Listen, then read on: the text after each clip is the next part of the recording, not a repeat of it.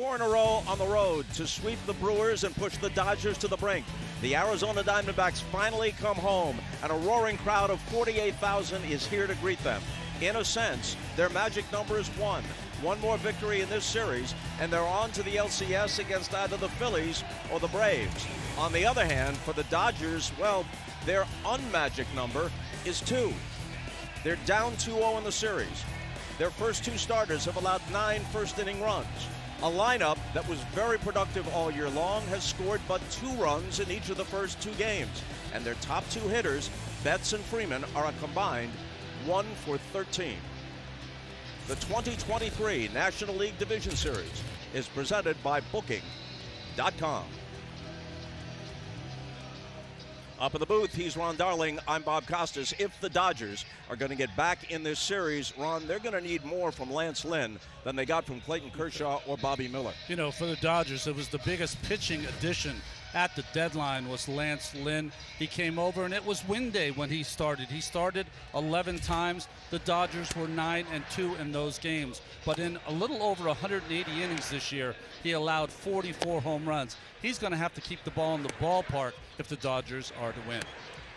He'll be opposed by Brandon Pfaadt, 24-year-old right-hander, up and down between the minors and the majors 3 times this year. His record 3-9, ERA close to 6. He'll be the youngest starting pitcher to pitch a game here at Chase Field in their franchise history. They're hoping that that Game 1 start he had against the Milwaukee Brewers will give him enough experience to pitch them in to the LCS.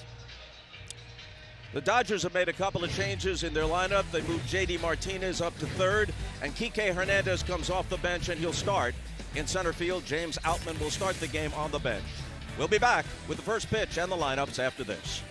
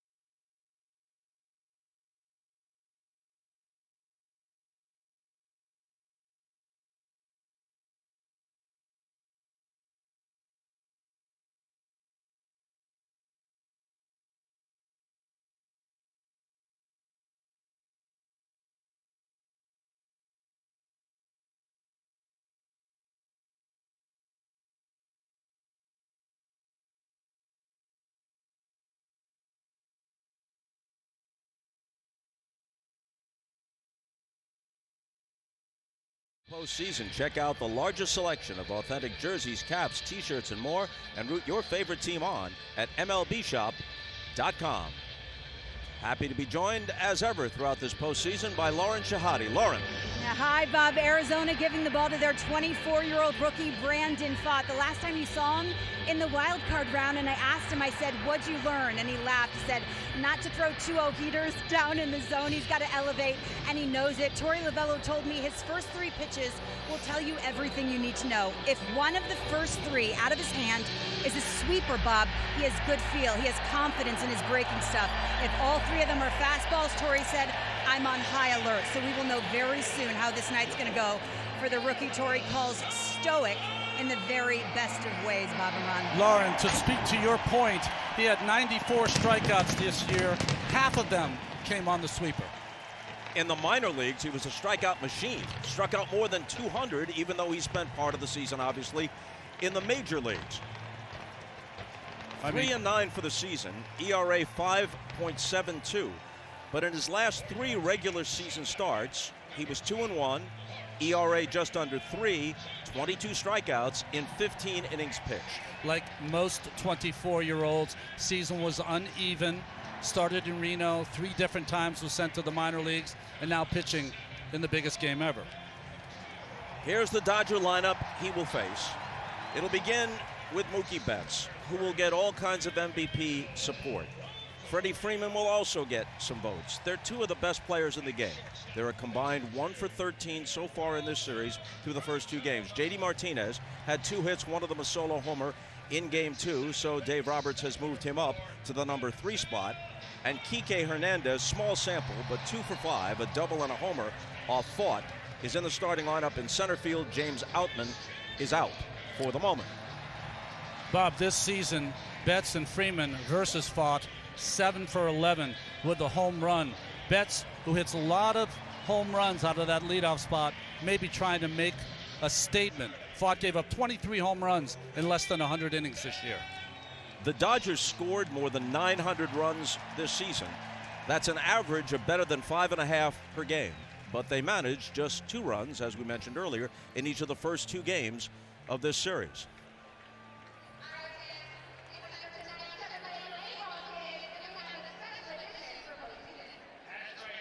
A little different lineup Fought's going to see than we're in the first 2 games. JD Martinez has switched places with Will Smith. He'll be in the 3rd slot in the defense behind Fought. And the Arizona defense has been very good in these first 2 games in the entire postseason. Evan Longoria had some great plays against Milwaukee. Perdomo, Marte, Walker, and Moreno behind the plate. Gurriel Jr., Thomas, and Corbin Carroll, the star of this series so far in right. In fact, talking about their defense, they made only 56 errors all year, lowest figure in the majors. They have 1 error in the 4 postseason games, but that was by relief pitcher Ryan Thompson. None of their position players has booted one. Mookie Betts steps in.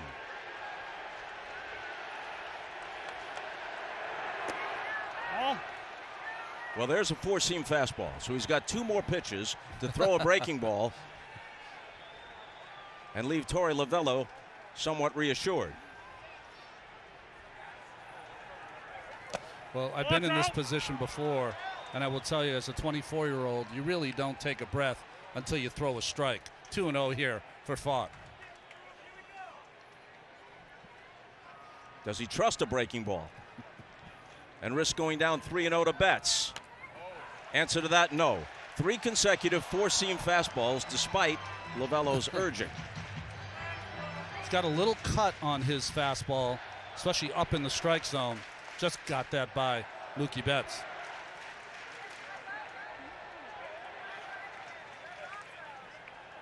And the 2-1 is inside. And that time he pulled the string.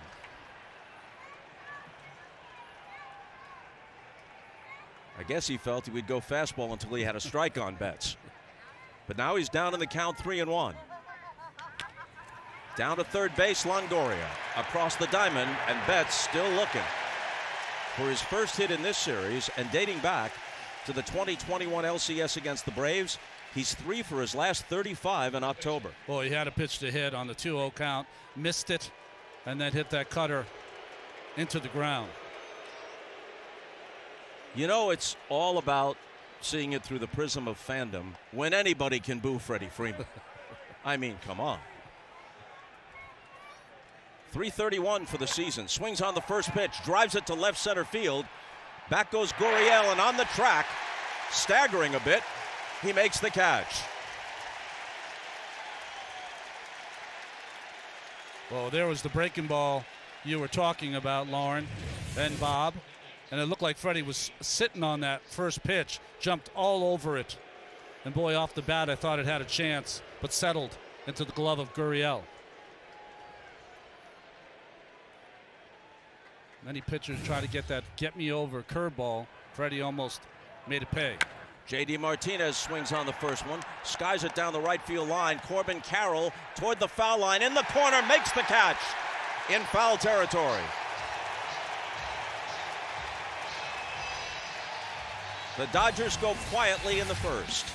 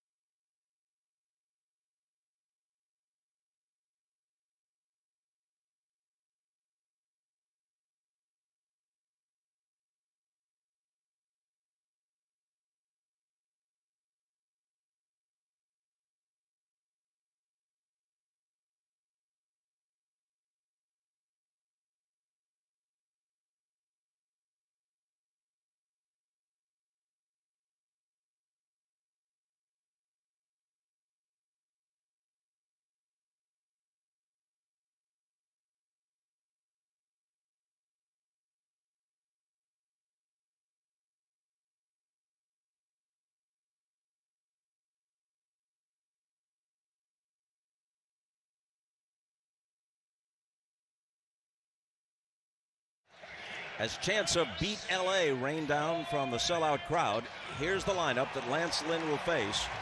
Corbin Carroll could be unanimous as the National League's Rookie of the Year.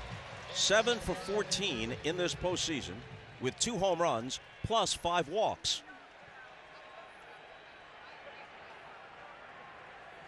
Lynn out of the stretch. First pitch, bouncer toward Freeman. He'll take it himself, gets there ahead of Carroll, but Corbin's speed made it close. Well, that's heads up by Freeman. He knows the veteran Lance Lynn challenged to get over there and have the correct speed to get there to first base on time, so Freeman took it himself. Smart play. Lance Lynn is 36 years old, 13-11 overall this year, with an ERA of 5.73, 6-9 ERA 6.5 with the White Sox, 7-2 ERA 4.36 as a Dodger. Well, the Dodgers are so pitching rich usually. They don't have to acquire anyone at the deadline, but they've used 17 different starting pitchers, lost over 2,000 days to the injured list for their starting staff.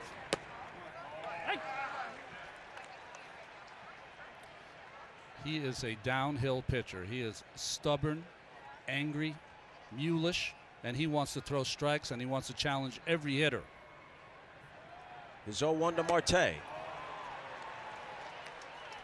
Well, that will be the key for Lynn, though, is if he just doesn't get fastball, heavy pitches, uses his secondary arsenal of changeup and breaking ball.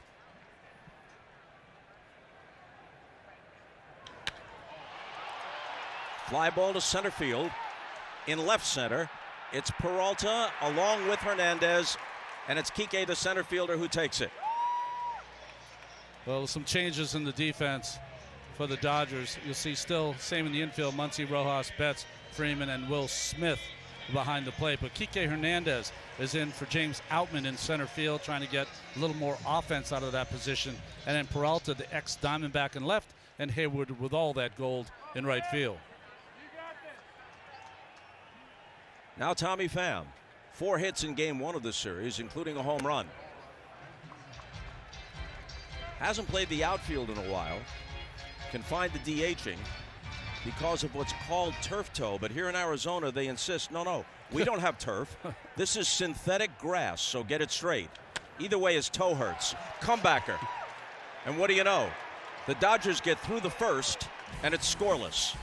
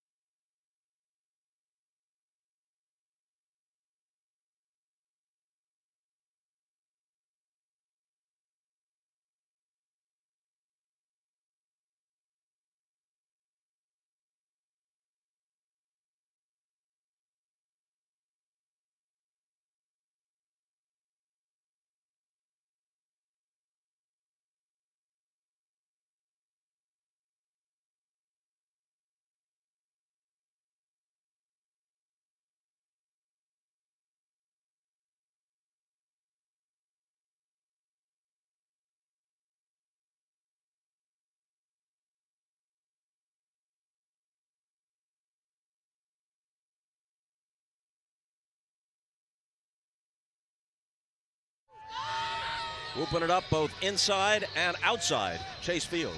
The Hank Aaron Award is presented annually to the best overall offensive performer in each league. You can cast your vote today by scanning the QR code or enter at MLB.com/Aaron. Dodgers come up in the top of the second, and we check in once again with Lauren Shahade. Bob, look where Brandon sets up on the mound. He's on the first base side, and he told me he changed that halfway through the season. Brent Strom thinks setting up there allows the ball to begin in the strike zone and then tail out of it, and hitters have a tougher time picking it up. Ron, does that work? Does a fastball into righties look different from that side? Yes, it does, and with that changeup, he was cutting it. It was cutting in on lefties. Once he moved to that side of the rubber, it started with that tail away. Only 13 pitches by the pitchers in that first inning. 7 by Fott and 6 by Lance Lynn. And Fott's 1-1 pitch to Muncy is taken for a strike. If you're wondering, at least historically, about the Dodgers' chances, teams that lost the first 2 games of a best-of-5 series, be it the division series or back in the day before the LCS went to best-of-7, lose the first 2 games at home, those teams are 3-29 in those circumstances.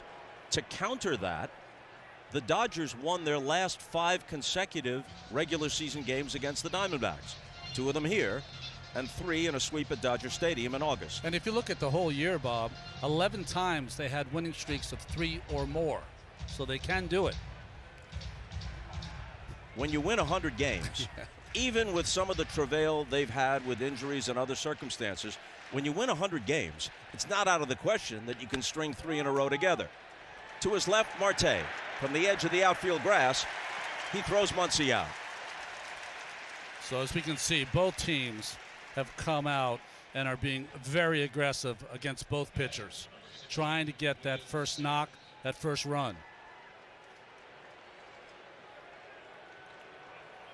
At one time in this rookie season, Brandon Pfaadt was 1-8 with an ERA over 6. But then, as we told you, he had some good outings in September, which certainly increased his confidence. Not all that good in the first wild card game against the Brewers, but his teammates bailed him out. He got a no decision. They won the game.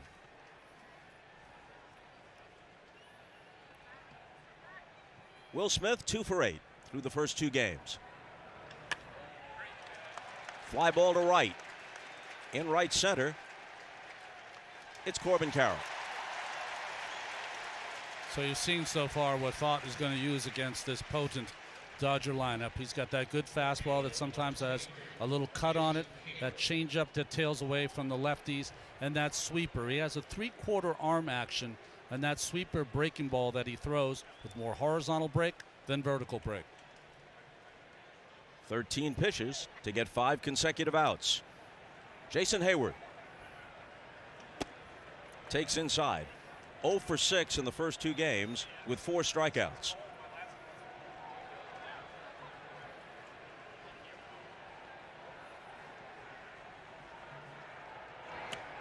Two and 0. Dodgers have always enjoyed playing here, especially of late. 22-10 in their last 32 here at Chase Field.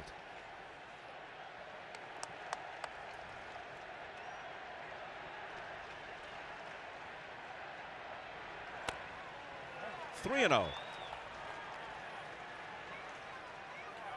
Kike Hernandez on deck. Could see Hayward swinging here, 3-0.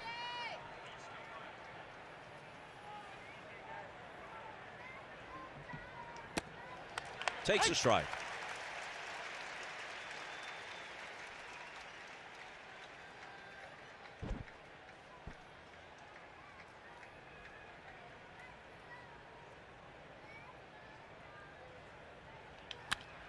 Bouncing ball right at Marte. That's that in the top of the second.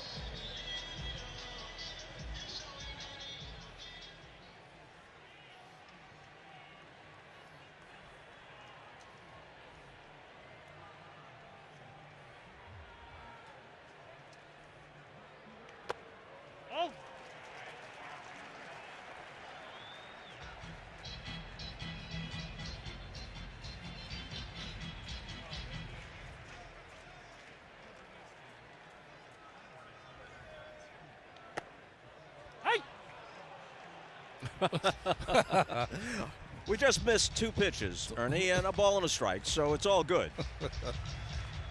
Christian Walker, who in effect succeeded Paul Goldschmidt as the first baseman for the Diamondbacks after Goldschmidt was dealt to the Cardinals.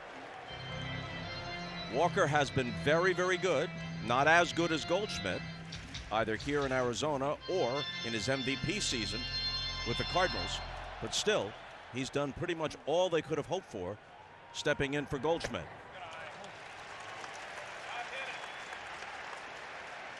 Three and one.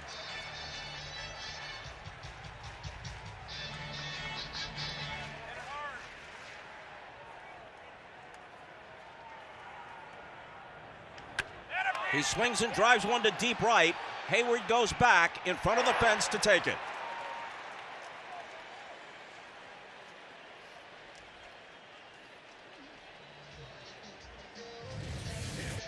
Well, Hayward always makes it look easy, even when it's a tough play. See that left hand extended, feeling for that wall.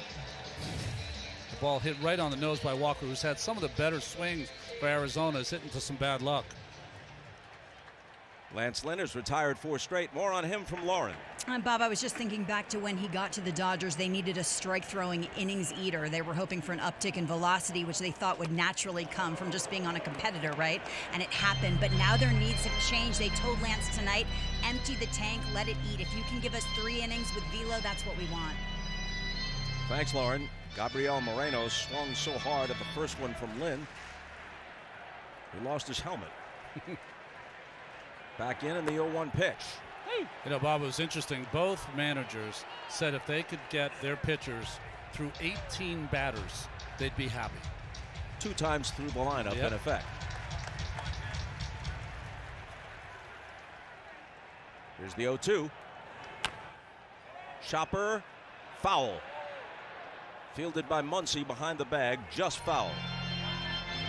One thing you know, Ron, about Lance Lynn, how much he's got left at age 36? Still a bit, that's obvious, but we know this. He's not going to be overwhelmed by the moment. He's pitched a lot in the postseason. Cardinals, Yankees. Well, I was lucky enough this afternoon to talk to the great Tony La Russa, who had Lance Lynn on his postseason roster in 2011. Now Muncy has a chance, and he juggles it. Does he have time to recover? The scoop by Freeman, and yes, they get him.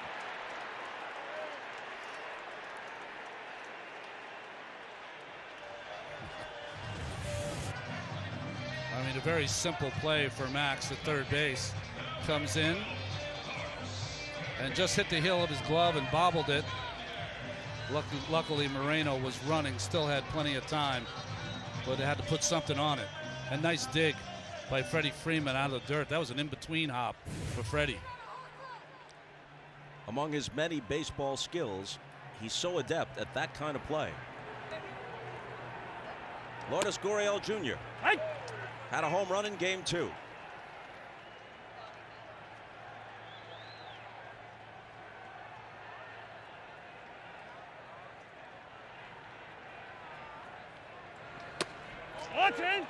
I ought to mention, just to close it out, that in addition to the Cardinals, for whom he appeared in many postseason games, Lance Lynn also had a brief tour of duty with the Yankees and pitched in October for them and for the White Sox 2 seasons ago.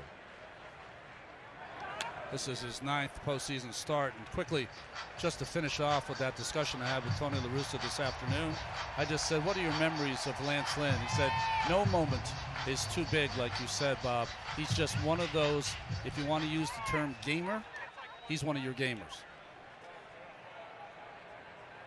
His 1-2 to Gurriel. Misses up high. Well, his best season in the big leagues, speaking of Lynn, came for Tony La Russa's Cardinals in 2012 when he went 18-7. And as recently as 2 years ago, not only was he an All-Star, but he finished 3rd in the American League Cy Young Award voting with a record of 11-6 for the White Sox and an ERA under 3. Here's the 2-2. Lashed to center field for the game's first hit.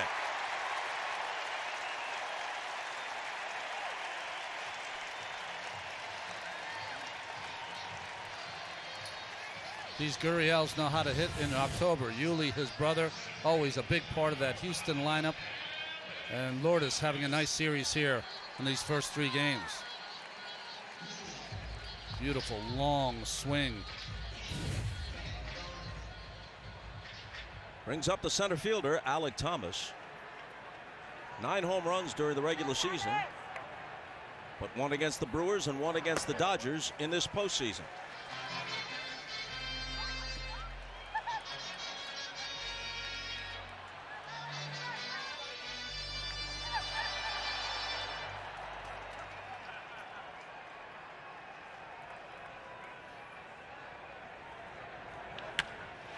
That's through the hole and into center field. Gurriel's going to stop at second.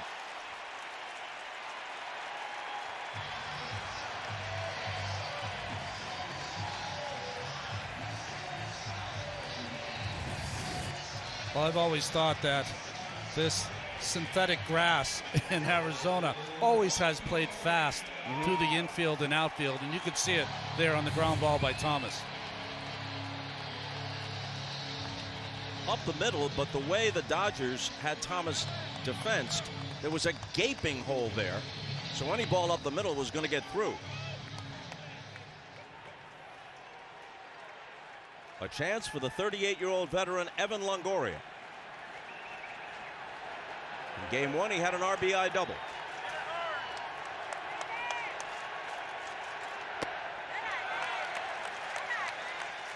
Back-to-back singles for the D-backs in the bottom of the second. Posing the game's first threat.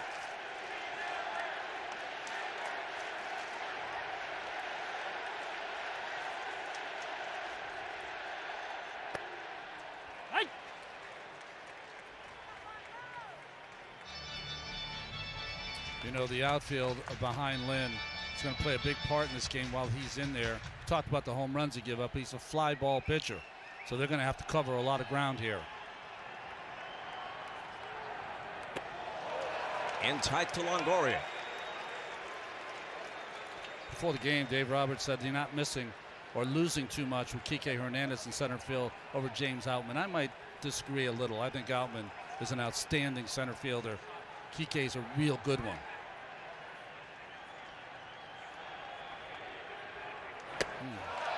3 balls and a strike. The number 9 hitter, Geraldo Perdomo, waits on deck. Listen, you never want to pitch around a guy with 2 outs and the guy's on first and second. But Perdomo has struggled so much. You have to be careful with this pitch here. Longoria sitting on the 3-1 pitch and swinging through it. Good job by Lynn keeping that pitch just away enough.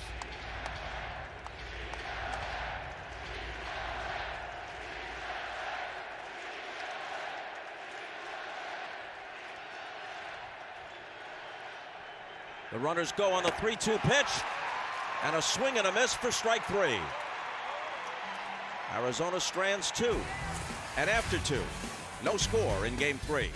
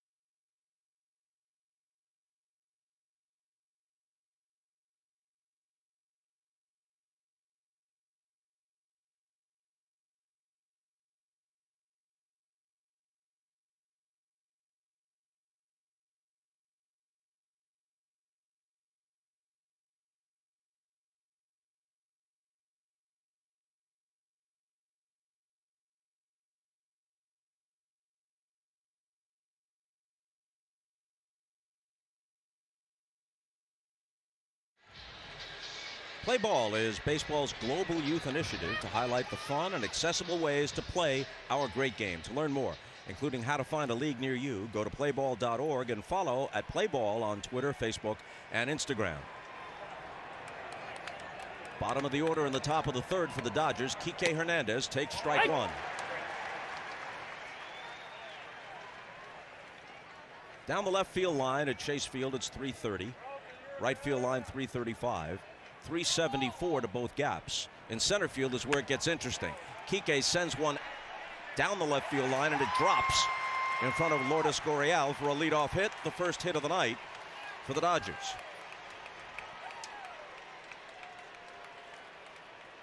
Between innings, Lauren talked with Dave Roberts. Dave, you took a deep breath before that 3-2 to Longo. How's Lance look? You know what? I think he looks good. I think, you know, he's doing a nice job of mixing tonight, and he's going to make his money, made his career on a good fastball. So for him to be behind the count to Longo right there and throw a fastball 3-1, 3-2 by him, I think that builds some confidence. So we just got to kind of not panic on the offensive side, still take good at bats, and don't forget about the big part of the field. I think right now we're aggressive, but I think a little bit aggressive to the pull side. So I like where Lance is at. I just want our guys to stay to the big part of the field tonight. Appreciate it, Dave. All right. So the Dodgers get their first hit, and one pitch later, a 4-6-3 double play. Aggressive to the pull side, just like Dave Roberts was talking about. Peralta pulls this one into the shade of Ketel Marte. Perdomo with that big arm. Easy double play. Miguel Rojas, the shortstop and number 9 hitter. I think when a manager says that his team's aggressive to the pull side, what he's saying is that everyone's trying to be a hero and hit a home run. Let's just group some hits together and get it going. Rojas fouls it back toward us, and it lands just beneath us. Just to finish an earlier thought, we can widen out on the shot here. To center field, the wall is 25 feet high, 407 to straight away, and on either side, 413. So you can get some interesting caroms in this ballpark if you're talking about balls to center field or slightly left or right of center. When you're doing a 3-game series here, you would never be surprised if there's one inside the park home run that results at some point. Thoughts, 0-2 pitch to Rojas.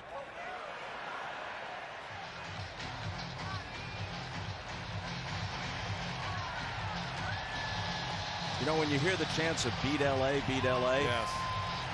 For a long time, Arizona was really Dodger territory. Dodgers come out here, the Dodger Network and Vin Scully is on the air throughout the western part of the United States. That's up high. So lots of Dodger fans, at least going back a generation or two here.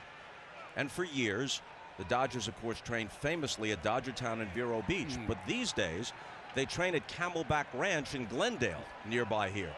So there's all kinds of Dodger connections,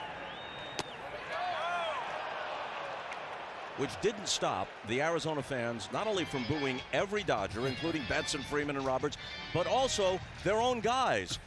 J.D. Martinez, who had a 4-home run game for them when he played briefly for the Diamondbacks, and David Peralta, who played here for 9 years before becoming a Dodger. Passions run high. That's right.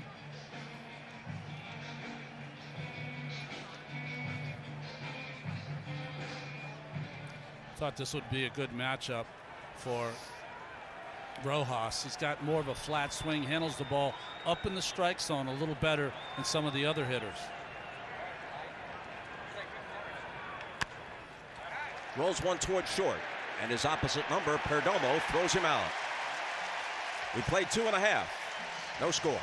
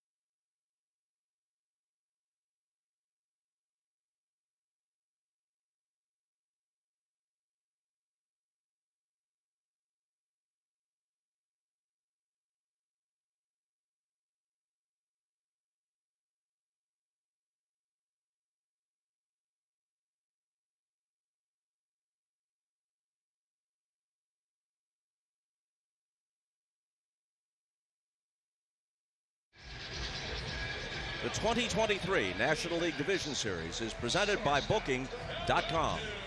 This postseason, get the best. Well, they just changed the promo on me. Yes? Let's try this one. Okay. Yeah. Customize your feed, get personalized stats and highlights, and enjoy free live streams with the MLB app. Your home for postseason baseball. Download the MLB app today. And forget whatever that other one was, because I certainly have. Geraldo Perdomo starts it in the bottom of the third. Saw him fake the bunt there. The bunt is a big part of his game, whether it's a sacrifice or bunting for a hit. Muncy in close at third. Hey!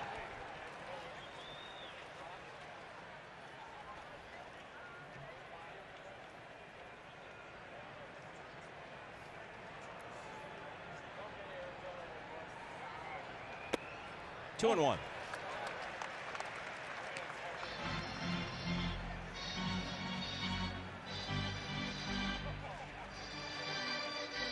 To say that Lance Lynn is a big guy understates it. I think burly is an appropriate adjective. And here's Perdomo.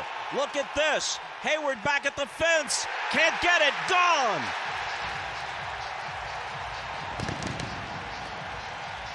He hit only 6 during the regular season. And he wasn't hitting at all in this postseason. But one swing changed all that.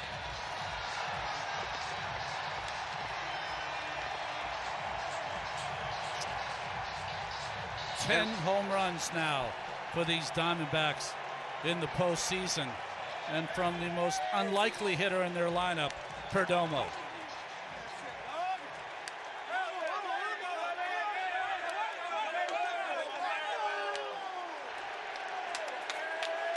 Now Corbin Carroll takes a strike. Well, a couple of things. Carroll waiting on deck. Perdomo, who you think doesn't present as much of a threat. Lynn doesn't want to fall behind. Might have grooved one. Boom.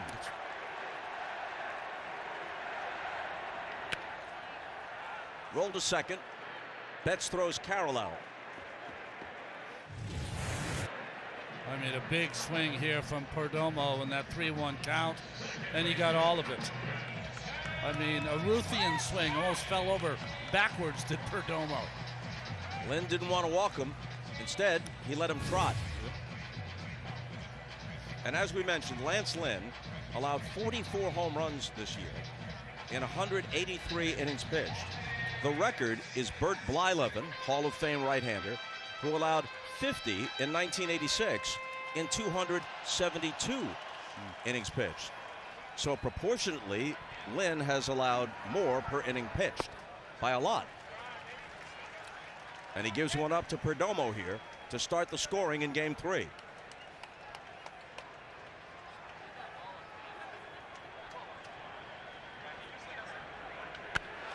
To Del Marte, if it's fair, and it is, and this ball is way gone.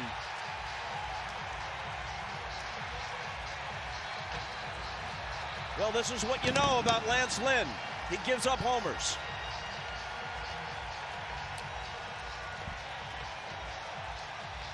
You know, Marte in his first at-bat, a long drive to left center field that stayed in the ballpark. He is so strong, and shows why right there. Dave Roberts was talking about Lance Lynn. When he came over to the Dodgers, he would be cruising, and the next thing you know, a couple of home runs in a row. That just happened to him here in the third. Marte hit 25 during the season, and that was a tape measure shot. Same pitch, it looks like. Yeah, just a cutter that he never got in, just a spinner over the middle of the plate. Marte knew right away. Big bouncer. Betts has it. And Pham is thrown out.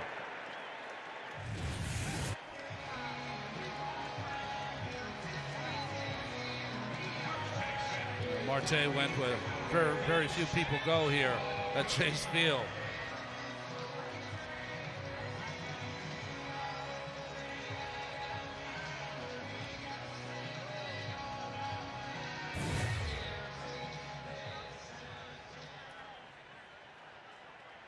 2 out, but 2 in on a pair of solo homers. And here's Christian Walker.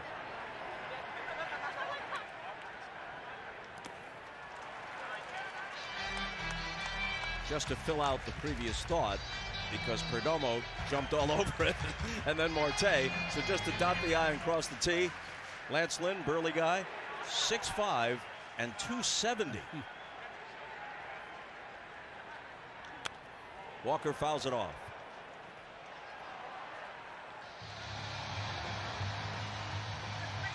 For his career, as we look at the heroes of the moment, Marte and Perdomo, for his career, Lynn is 136 and 95 with an ERA of 3.74. He has been a good, not great, but good pitcher for a long time, and a reliable pitcher who'll take the ball and give you innings. He was a more valuable pitcher in the day when they coveted starts and innings pitched. Oh. 3-1. Last 2 innings, though, he's gotten into a lot of hitters' counts, and that's proved costly. Well, you'd know better as a former big league pitcher, but I'm thinking Lance Lynn is looking at Perdomo. The count is 3-1. I don't want to walk this guy ahead of Corbin Carroll, and then boom, he hurts him every bit as much as Carroll could have. And here's another shot to deep left, down the line and gone.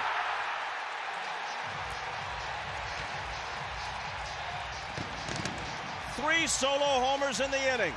This time it's Christian Walker.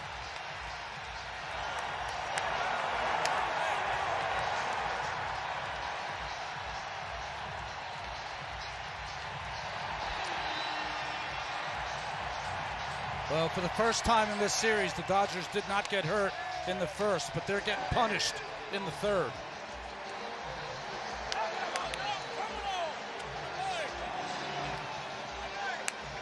And maybe tonight, the D-backs' magic number is 3.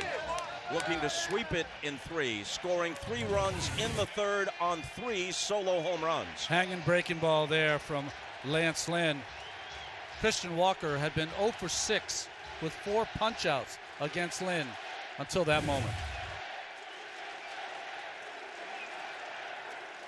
And here's Moreno.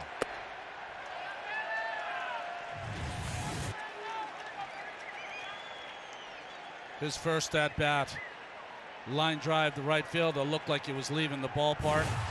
That one did leave to left.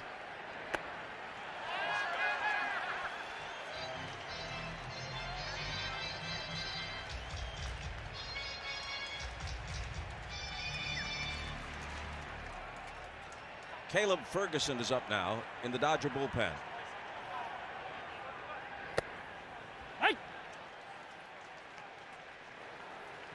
In a perfect world, he wanted to bring in Caleb Ferguson for Alec Thomas and through that string of hitters, but he might have to go to him earlier.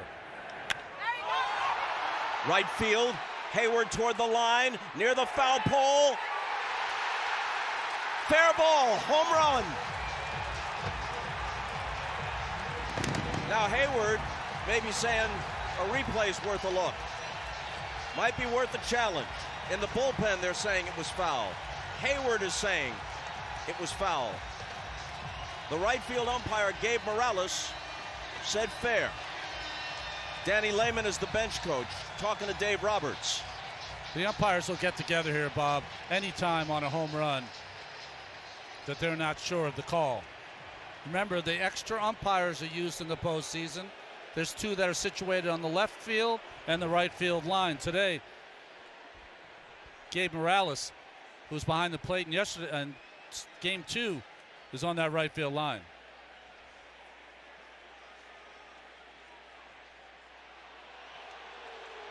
Todd Titchener, the plate umpire, is the crew chief. He waved it off, said it's not a home run, but now Torey Lovello has asked for the umpires to take a look. The foul ball is under a crew chief review.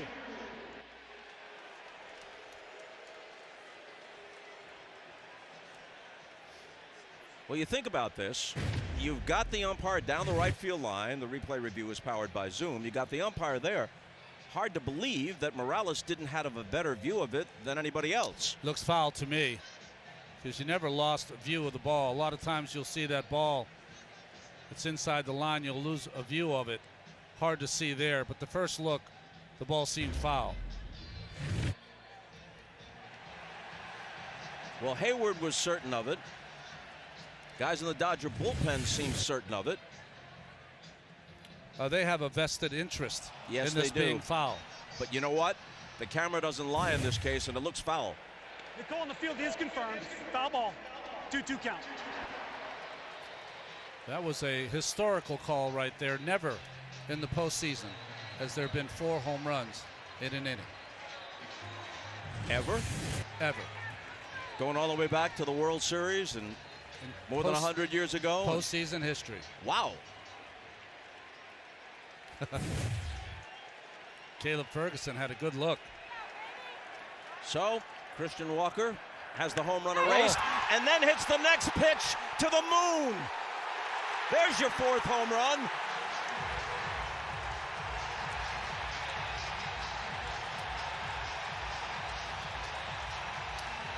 I've never seen anything like this. Nor have I.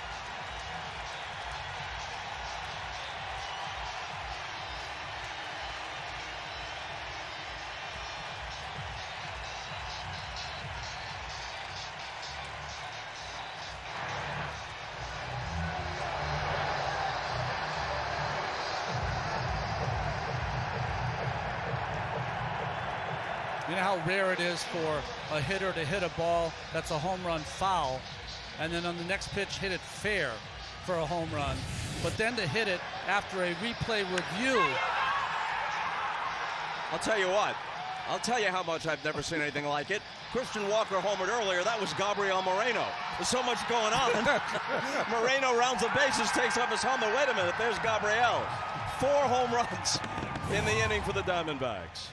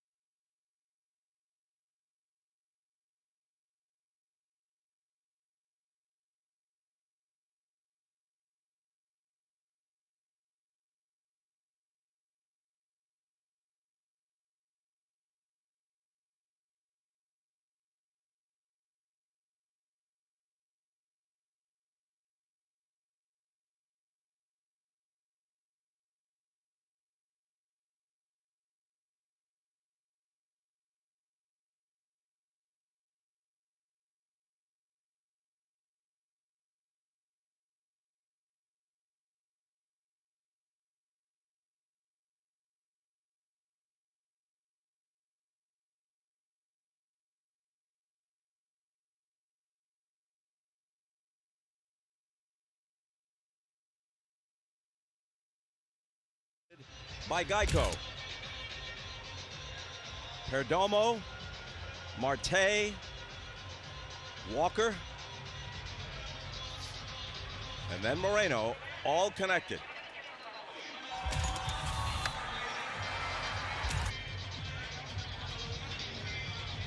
And the inning's still going on as Caleb Ferguson comes in.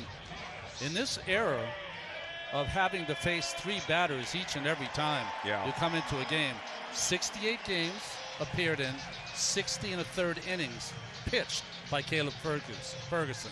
Very unusual.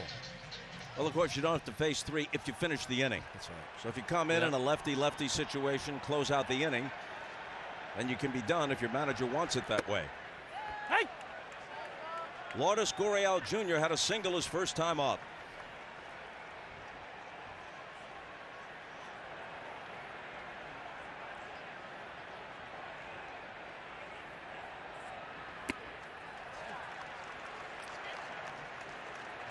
The crooked number that you try to stay away from if you're a team or a starting pitcher has haunted the Dodgers starting pitching this series.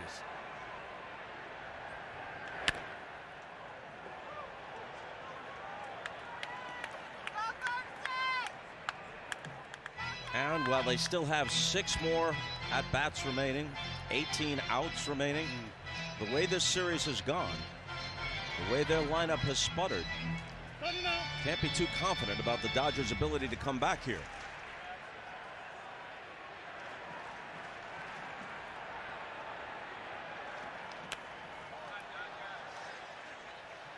So far in this series, the Dodgers are a composite 11 for 72 for a batting average of 153.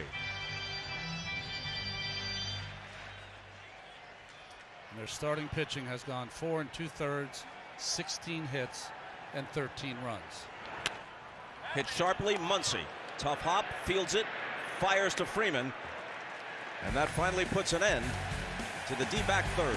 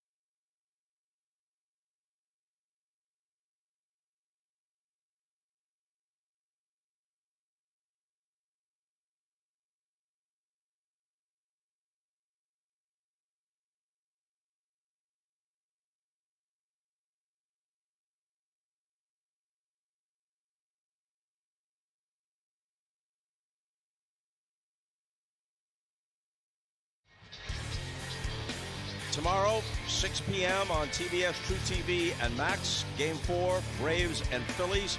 Phillies hit 6 home runs in winning today. Castellanos and Harper each had 2. D-backs just finished hitting 4 in a single inning. If the Dodgers come back and force a 4th game, then we'll be back here at 9 p.m. Eastern Time tomorrow on TBS, True TV, and Max. Brandon Pfaadt now in front 4-0. Mookie Betts swings on the first pitch, sends it out to center field, and a nice running catch by Alek Thomas.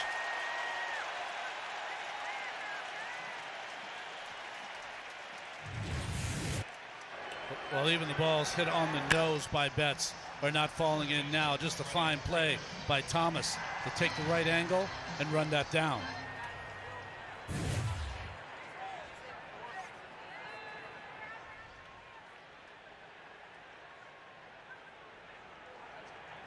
Freddie Freeman flied to deep left his first time up.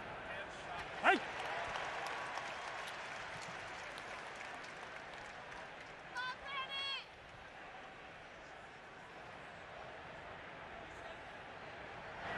Not only did the D-backs hit 4 home runs in a single inning, but Gabriel Moreno, after having his home run reversed and correctly, upon review, hit the next pitch out of the park.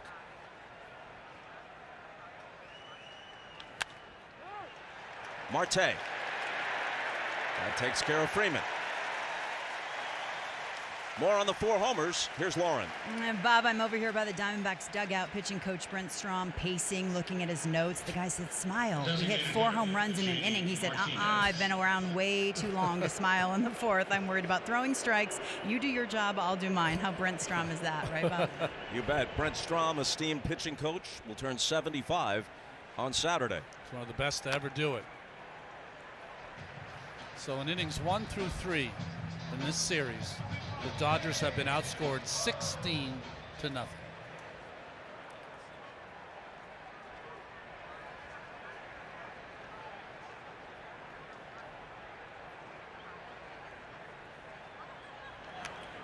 The Dodgers won the World Series in the shortened season of 2020.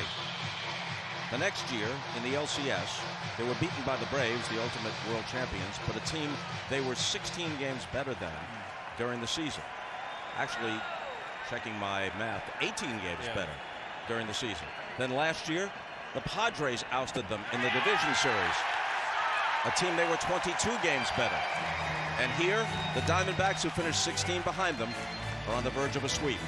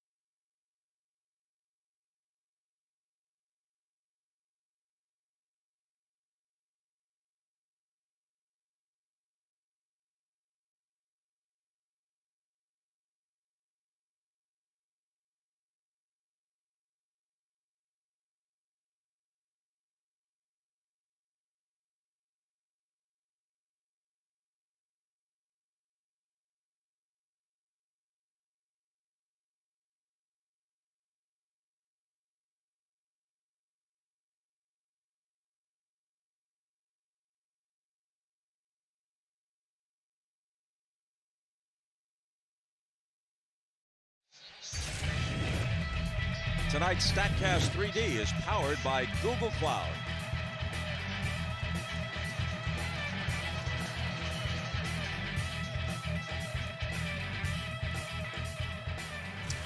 $1,650 feet of home runs, approximately, for the Diamondbacks. Caleb Ferguson stays in for the Dodgers and faces Alek Thomas as we go to the bottom of the 4th.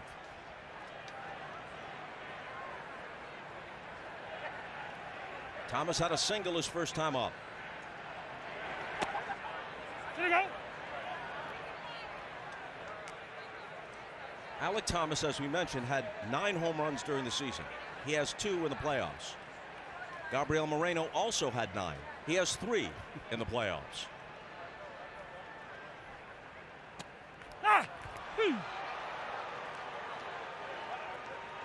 Thomas strikes out looking. You want to watch a movie? You're going to need a big screen. Fly Emirates, fly better.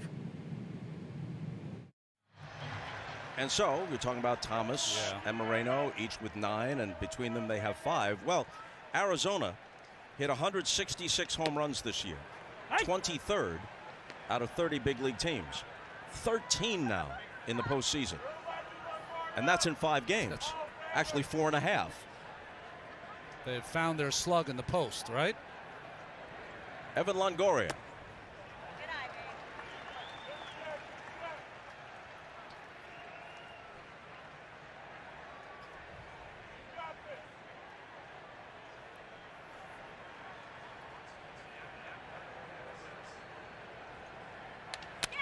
Sliced foul. It's an interesting number you said. 166 home runs. Did you say they hit this year? They also stole 166 bases. How about that balance? There you go.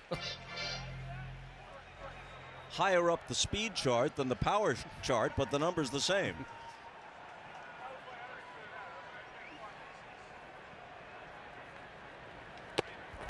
Got him.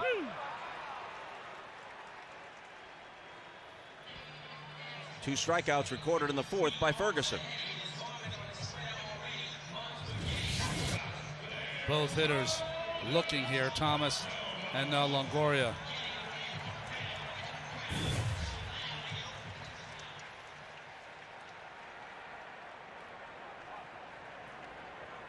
Switch hitter Perdomo turns around to the right side and hits one toward his counterpart at shortstop, Rojas, who throws him out. 1-2-3, bottom of the 4th. But the D-backs lead by 4.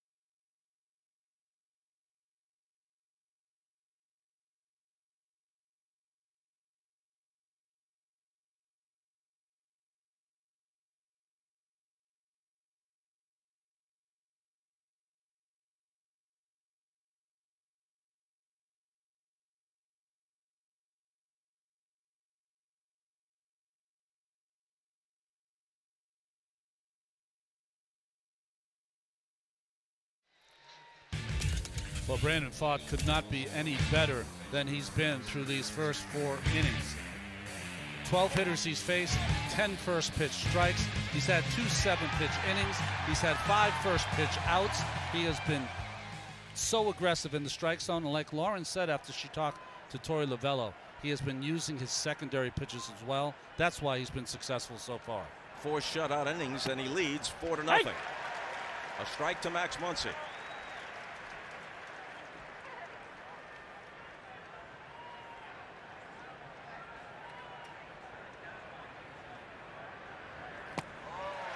Oh, 0-2.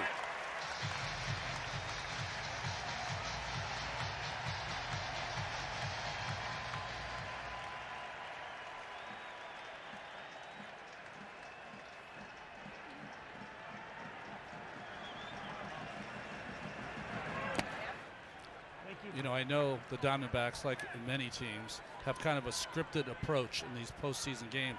In fact, Joe Mantiply, the left-hander's up in the bullpen for the Diamondbacks while this kid's throwing the game of his life. But Torey's going to have to make a decision. What do you do with a pitcher who's having the game of his life? Well, you might extend him by an inning. Yeah. Or batter to batter, but keep going.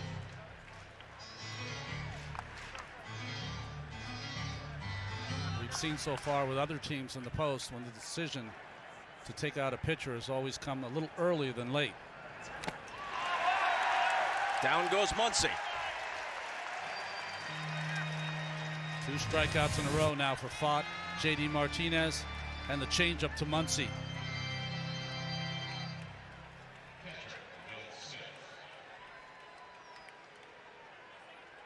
Way out in front.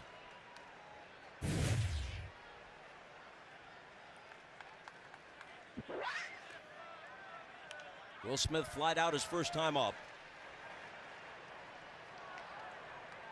Through 4 1/3, the Dodgers have 1 hit off Fott. A 3rd inning single by Kike Hernandez.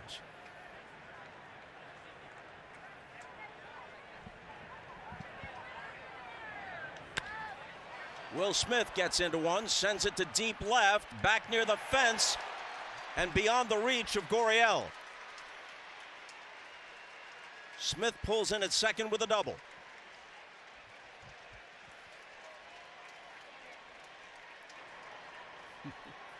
And here comes Lovello. Wow. I knew he had to be perfect or he's going to be out of this ball game. What an effort by Brandon Fott. Of course, now technically he can't get a postseason victory because as the starter, he didn't go through 5.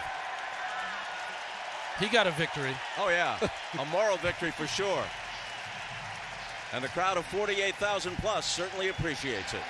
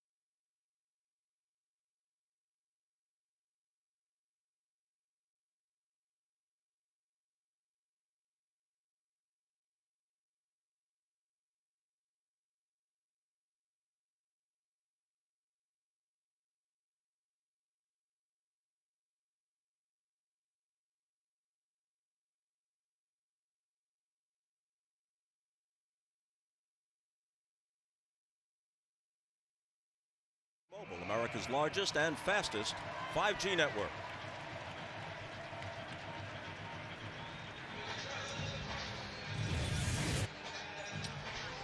I mean, both of these teams needed a big effort from their starting pitcher, and the Diamondbacks got it from the 24-year-old Fott.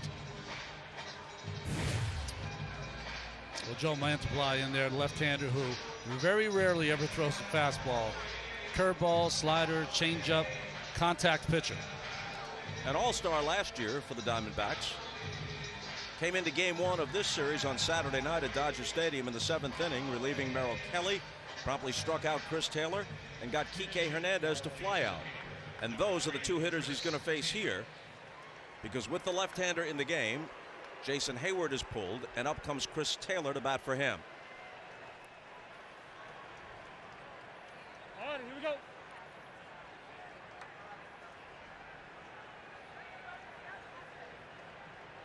Will Smith, who runs well for a catcher, is at second base with 1 out.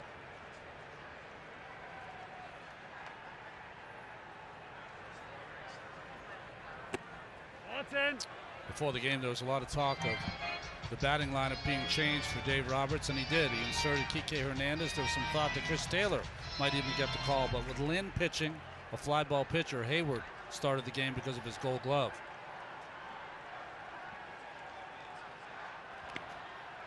Taylor looks to bunt and fouls it off.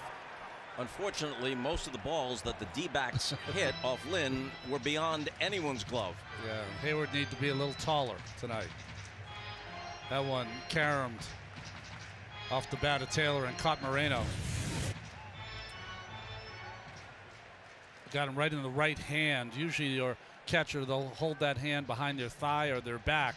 He had it tucked right underneath, and it caught right off the top of his hand. I remember when I was a kid, Johnny Bench was the first catcher I had ever seen that started to put his hand behind his back to protect it, to not have those hands of the old catchers you meet today and shake their hand and every finger goes every which way but loose. Boy, boom. Right off the top of his hand. He has done very well with 3 home runs in this postseason, but he might get a Purple Heart coming out. Remember, he got a conked on the head in the first game against the Brewers on a backswing. And now this.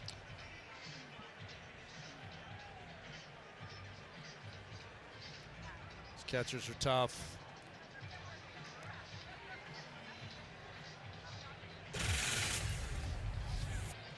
This is what you were talking about, Bob, with a swing by Turang that just caught him in the back of the head.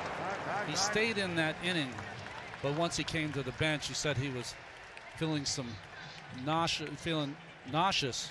That's when they took him out of the game, but he passed all the concussion protocols, started the first game against the Dodgers, and here his hand looks well enough to go on and play.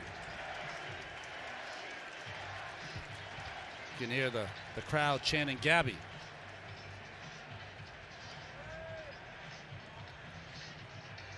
He has been in the middle of a lot of stuff. The 4 home run inning was remarkable enough, but he hit one down the right field line, would have been the 4th, called a home run, then reversed upon review, and on the very next pitch, he launches one into left center. Here, you want 4? Here you go. I don't think I've ever seen something like that with the replay in the middle of that. So there's a big time in between home runs. You can see his hand swelling up already. Want me to do it twice? I'll do it twice.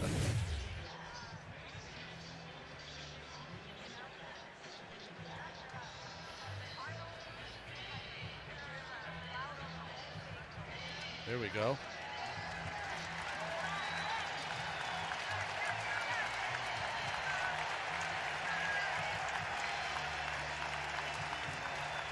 You know, it got me to thinking while you were listing all the young players, Thomas, Moreno, and Carroll, that have had a good series or good postseason for the Arizona Diamondbacks. The young players for the Dodgers, Miller and Outman, have not.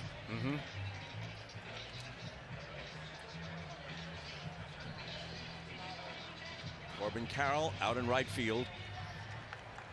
What you do in the postseason doesn't count. The MVP voting, Cy Young, Rookie of the Year and such. Those votes have to be in at the end of the regular season, but still, when it comes to reputation, Corbin Carroll is burnishing that reputation in October. He was going to win the award anyway. Well, whoever didn't vote for him for the Rookie of the Year is now saying to himself, yeah, I got that one wrong.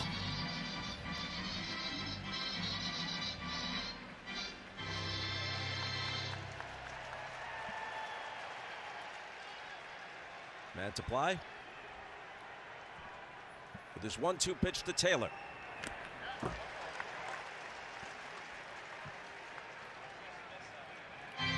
The bullpen for the Diamondbacks have inherited 14 runners.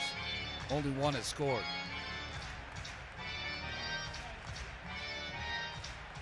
Their bullpen has been excellent in the postseason. It was very shaky midseason this year. Then with Paul Sewald coming over from Seattle at the deadline, they were terrific in September, even better in October, and Taylor strikes out here. When you flip it over to the Dodgers, despite their starting pitching woes with all the injuries and other circumstances, in the second half of the season, their bullpen was terrific. And in these 3 games, their bullpen has been effective. But it's the starters who have done them in.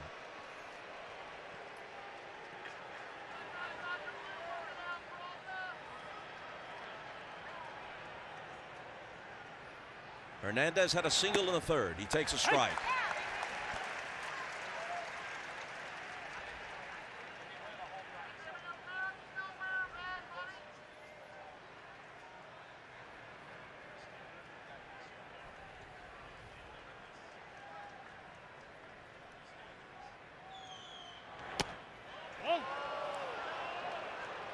The Dodgers have gone to the postseason 11 straight years, winning the division 10 of those 11, and the one time they didn't, they won 106 games. There are only 2 longer streaks in the history of baseball. Braves and Yankees. There's a fly ball to left center field. Gurriel calls for it on the warning track and takes it. Despite those gaudy achievements during the regular season, there's been a whole lot of postseason disappointment.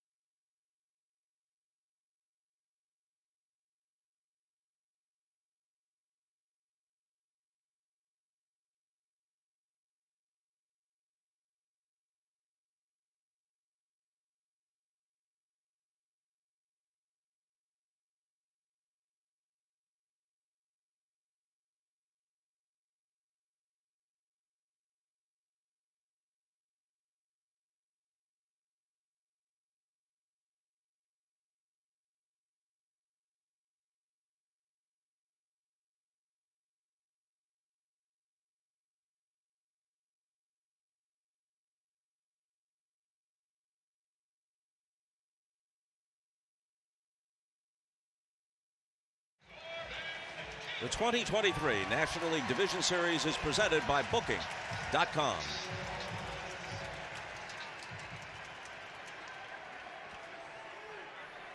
You can get into the game with Max and the Bleacher Report Sports add-on, and it's on us for a limited time. After the promo period, added for $9.99 to a Max base plan. Top of the order. In the bottom of the fifth, Carroll, Marte, and Pham, with the D-backs looking to add to a 4-0 lead.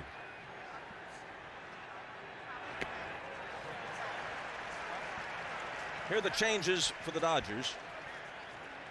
Mookie Betts moves from second base to right field. Chris Taylor is the new center fielder. Kike Hernandez comes in from center field to play second base.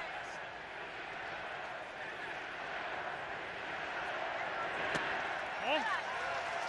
3-0 to Carroll. 0 for 2 so far tonight.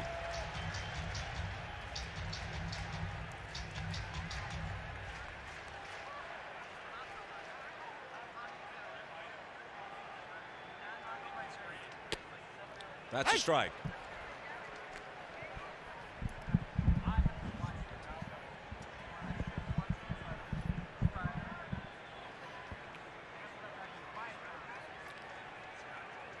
The 3-1 coming from Caleb Ferguson. Misses for a leadoff walk. Between innings, Brandon Pfaadt talked with Lauren. Here it is.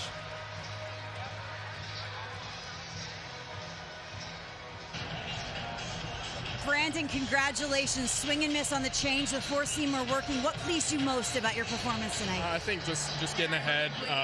We put up 4 home runs in the early on, and I think just getting quick innings and getting back in the dugout, getting the bats hot. What did Torrey tell you when he took you out? He said the matchups were better up with Joe, and you got to make a managerial decision and let it be, and we trust Joe to death. So just getting the bullpen's been hot. Just getting them in the game and letting them go. In terms of best you've ever thrown, where does this rank, Brandon? Probably pretty high, especially on the stage. So. As a rookie in October, congratulations. Thank you. Thank you. Brandon Pfaadt, 25 on Sunday. Can celebrate early, perhaps tonight.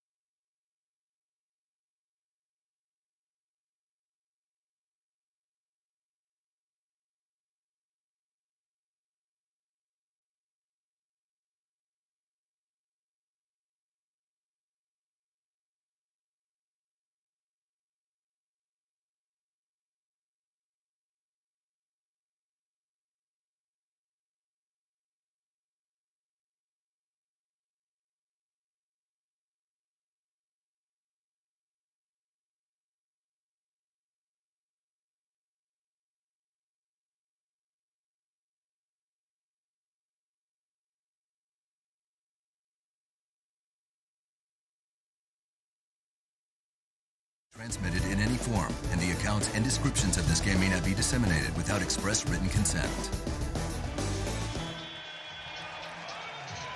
Hoping to keep it at least reasonably close. Dave Roberts goes to the bullpen again. Here's Michael Grove. Well, he likes his breaking ball, I guess, against Ketel Marte here. Didn't want to see him batting right-handed, the switch hitter Marte against Ferguson. Marte homered in the third. 1 of 4 hit by the D-backs in that inning.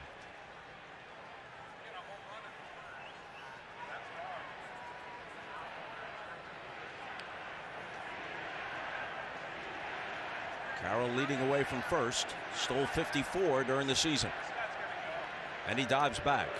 Only thrown out 5 times during the regular season.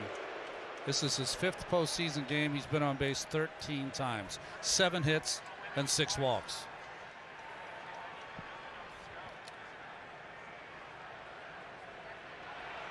There he goes. No play. Steals it easily.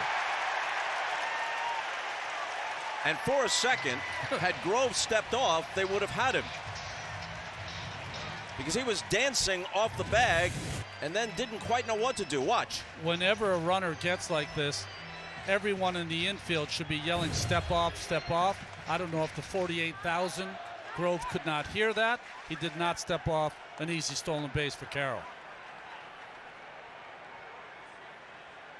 Meanwhile, the pitch was a strike to Marte, and the count is 0-2. Sharply hit. Freeman's got it behind the bag. Grove covers, and Carroll moves on to third with 1 out. Productive out there by Marte. I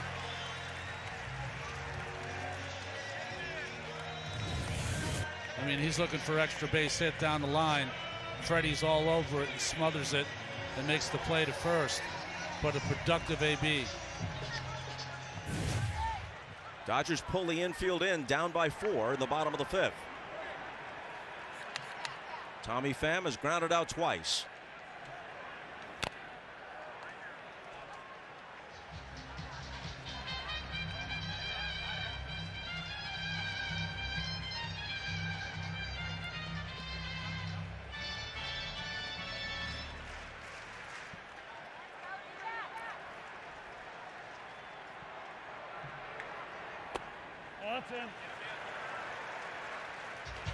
Got good arms in the outfield, but the speed of Carroll somewhat negates that.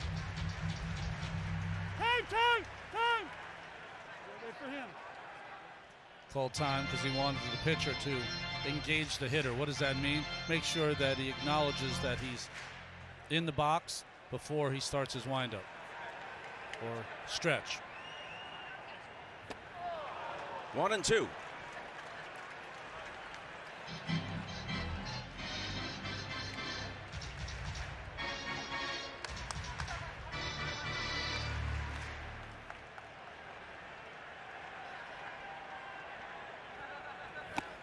And Pham strikes out. Back-to-back sliders from Grove. Gets a strikeout when he needed it. That was impressive from Grove. Pham, who's got a 4-hit game in this series, couldn't make contact on this excellent breaking ball from Grove. A straight downer. Tommy slams his bat.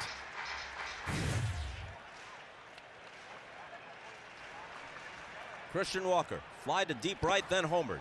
Smith blocks that one. Carroll sprints back to third and dives in ahead of the throw. Carroll has so much speed, and he's getting such a big lead off third that if it just gets a little by Smith, he's just going to try to beat the pitcher to the plate.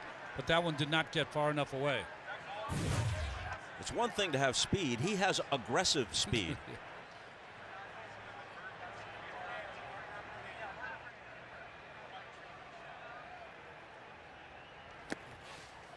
Also down and away.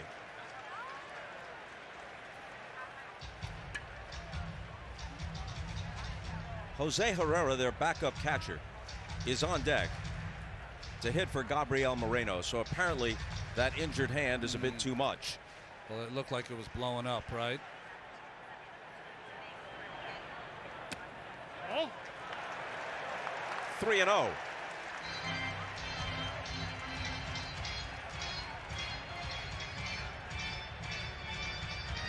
I wouldn't be surprised if it's a breaking ball here to Walker on a 3-0 count.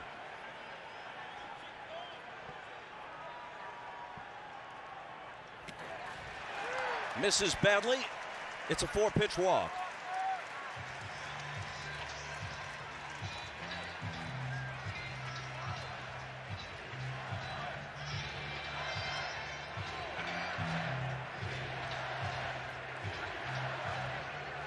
So now Jose Herrera, the backup catcher, who's a switch hitter. Oh, wait a minute. They pulled him back. Herrera was in the on-deck circle. They pulled him back, and this is Pavin Smith, and this is Mark Pryor going to the mound, the pitching coach. Once they had the walk to Walker and 2 runners on base, they're going to go with their better offensive player off the bench, Pavin Smith. This meeting by Pryor really to talk to Grove and Will Smith about Pavin Smith and give him the scouting report.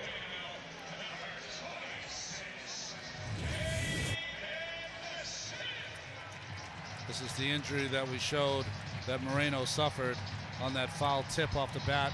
Attempted bunt attempt by Chris Taylor. So Herrera will be in the game soon enough, but it's Pavin Smith right now pinch hitting.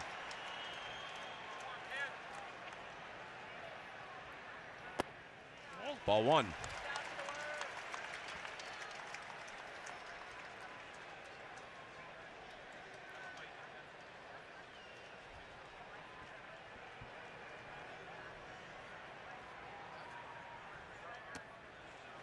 In there.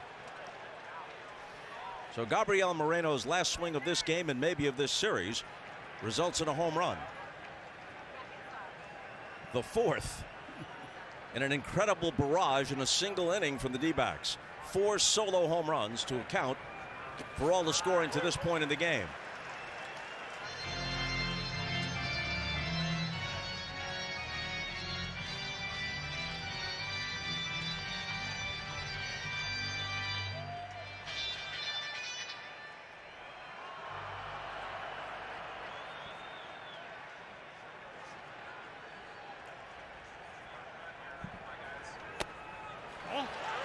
Three and one. With Gurriel on deck.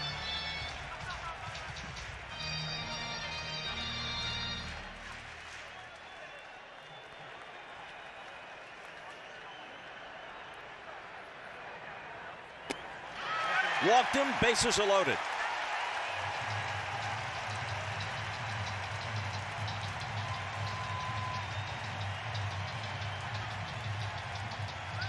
Three walks in the inning.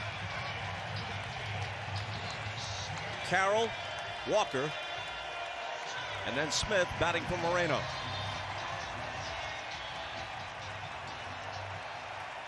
Gurriel is singled and grounded out. Infield back looking for the double play. Ball 1. Gurriel had that big home run in game 2 right after J.D. Martinez went deep. He answered. Here's his numbers with the bases loaded. Boy, this inning is so big for the Dodgers. Smith has been out there twice. The pitching coach Pryor has been out there once.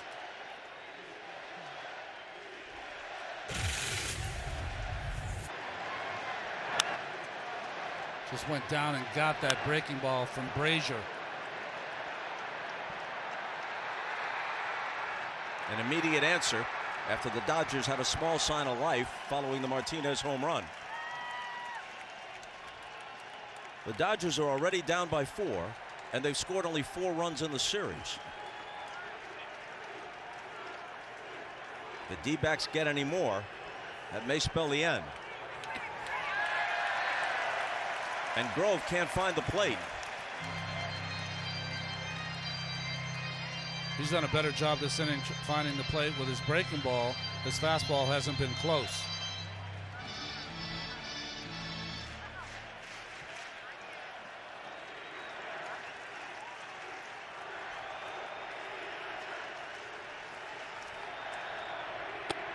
That's a strike.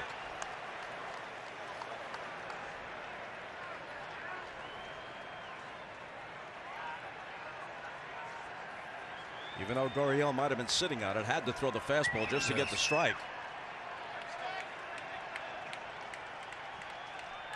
And now the 2-1. A pitch away from walking in a run. More balls than strikes so far for Grove in this inning.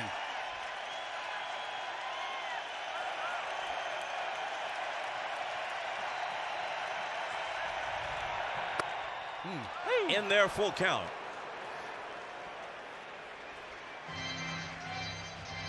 Gurriel took both the 2-0 fastball and the 3-1 fastball. 2 out, 3-2 count, everybody off. Fisted towards short. Rojas throws him out. Sigh of relief for the Dodgers, but they're still down by 4.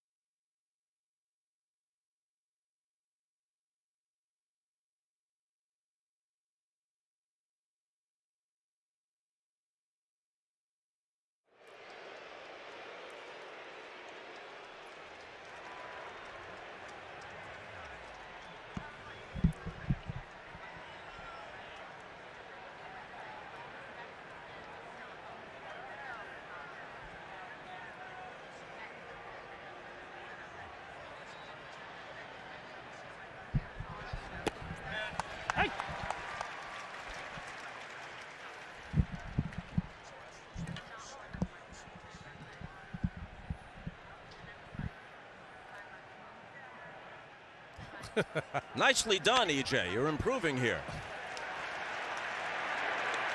Marte throws Peralta out.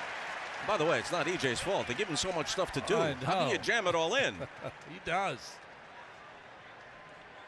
Jose Herrera replaces Moreno, that catcher. And Lauren has an update on Moreno.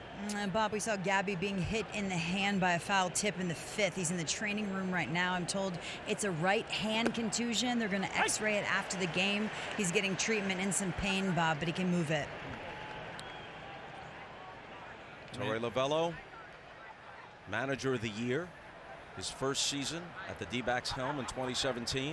As recently as 2 years ago, they lost 110. Here they are on the verge of making it to the LCS against either the Phillies, who lead 2-1, or the Braves. It's set now. The LCS is set in the American League, and it's an all-Texas affair, the Rangers and the Astros. I mean, we've learned so much every time we go into Torey Lovullo's office, and it's not always about baseball. Today it was about Larry Fitzgerald and John Wooden. Yeah. Among his many mementos, a Fitzgerald jersey and some Wooden memorabilia. Lavella went to UCLA, where Wooden, of course, is revered. What a play at first base by Christian Walker. Might have saved Longoria an error. Well, you don't get his name mentioned that often. First, nice pick here by Longoria, being aggressive and coming in. Bounces the throw in between Hop, and what a play by Walker. He's one of the best in the game.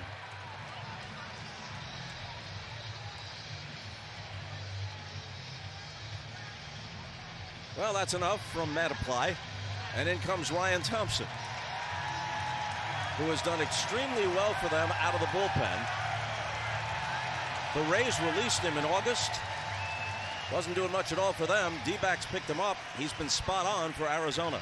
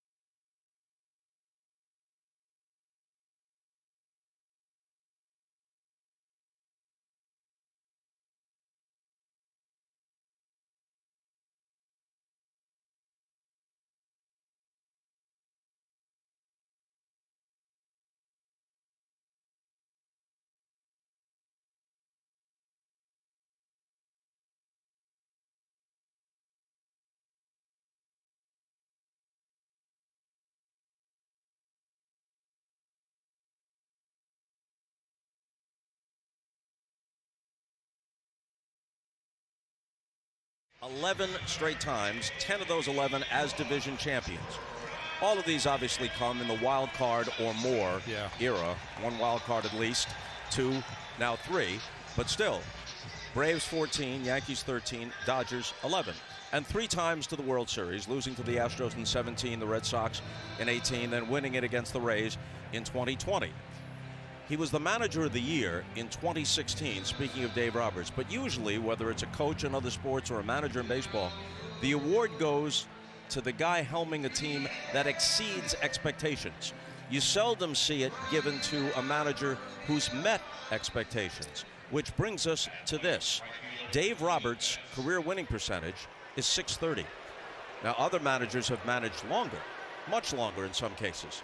But to this point, that's the highest career winning percentage of any manager in the history of the game. Wow.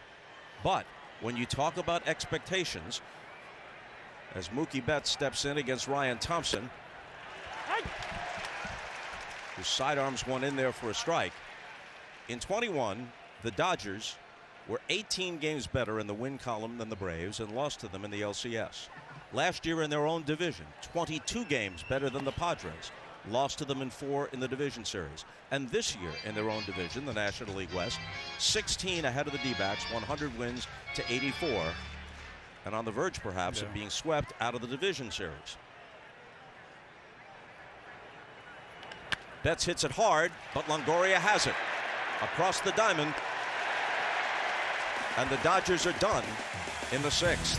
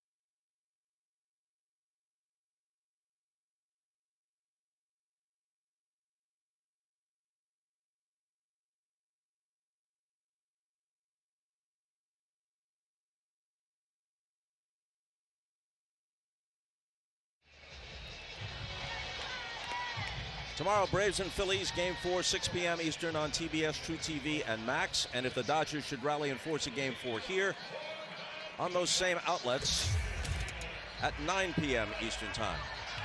So, Dave Roberts and the Dodgers and Andrew Friedman and the front office have been exemplary in terms of what they've done during the regular season. But in terms of fan expectation, in the minds of some, it's not going to matter that they've won 100 or more in 5 of the last 6 full seasons, including 4 in a row, not counting 2020 when only 60 games were played. Because they have too infrequently, in the minds of many, been able to close the deal. Clayton Kershaw would get the ball tomorrow night if the Dodgers can rally here. Alex Vesia out of their bullpen. The left-hander facing Alek Thomas in the bottom of the 6th. To speak to your point, Bob, some organizations have gotten so good, and the Dodgers are one of them. It's a World Series or bust each and every year. And yet, and this is not to make any excuses, because there have been some severe disappointments, especially last year and what's on the verge of happening this year. But the postseason in baseball now is such a gauntlet. It's nothing like, hey, let's win the pennant, and now here we are in the World Series.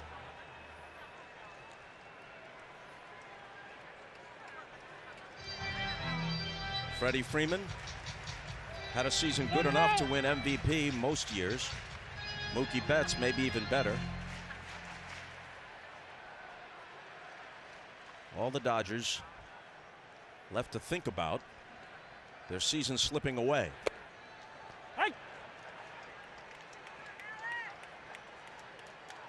Kike Hernandez back in Los Angeles after 2.5 seasons with the Red Sox.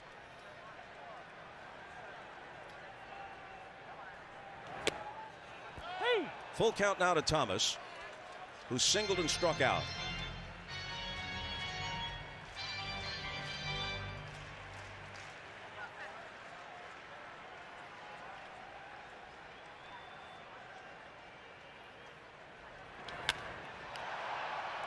Lifts one to shallow left, almost in his tracks. Peralta.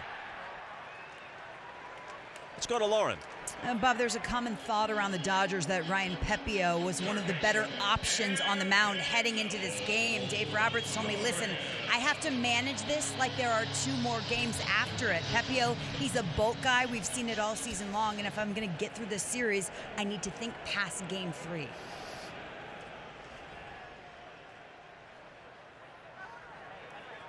Longoria struck out twice. Well, here's the thing.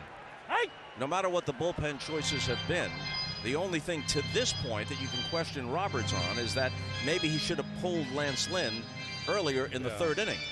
But none of his relievers, even if none of them were named Pepiot, none of his relievers have allowed the D-backs a run. Michael Grove really struggled in the last half inning with 3 walks, but they left the bases loaded. Well, Lauren brings up an interesting point, and the point is that why has Pepiot not pitched? Well, he hasn't pitched because you have Clayton Kershaw who's going to start tomorrow, who's a different Clayton Kershaw at this point in his career. And if he started tomorrow, you'd have to cover some innings for him as well. Even if he started tomorrow and was very effective, you're talking about 4 or 5 innings. That's right. And Pepiot would be the guy up first in the bullpen. I mean, if this was any time during the regular season with this offense of the Dodgers, you would think 4 runs means nothing. But it seems more tonight. A towering fly ball down the left field line into foul territory, and Peralta has no play.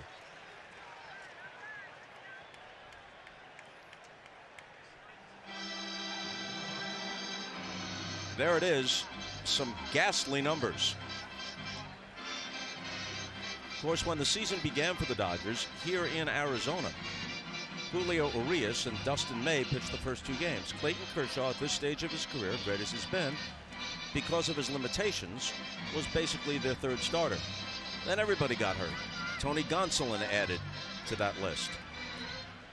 And Walker Buehler, fingers crossed that he could come back toward the end of the year, wasn't able to. Couldn't bounce back that quickly from Tommy John surgery.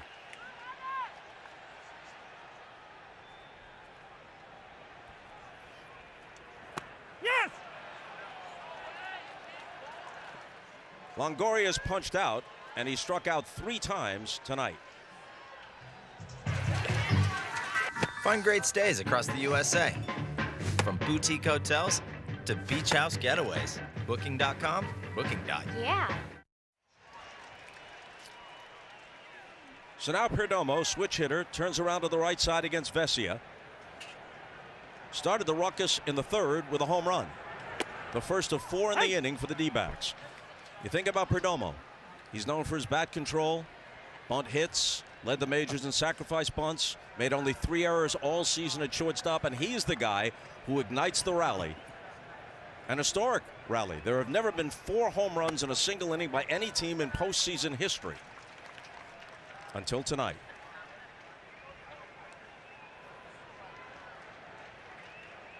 Perdomo, Marte, Walker, and Moreno.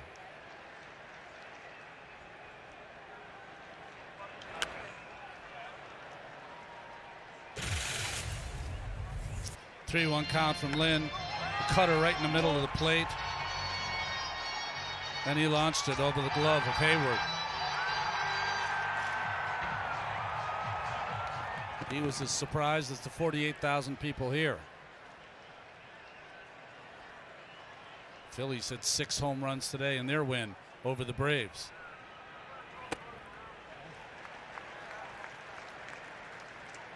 Two and two. The Braves have been the best team in baseball all year long. Safe to say, the Phillies are not intimidated by the Atlanta Braves. Took them out last year, ahead of them 2-1 this year in the division series.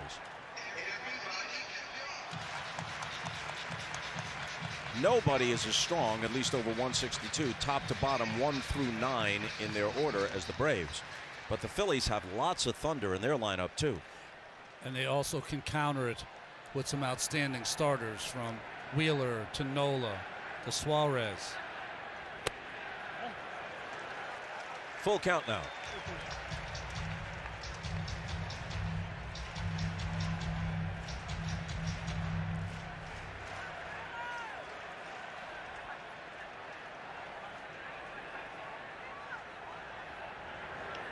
Liner caught at third base by Max Muncy. It's a 1-2-3, bottom of the 6th, and it remains 4-0 Snakes.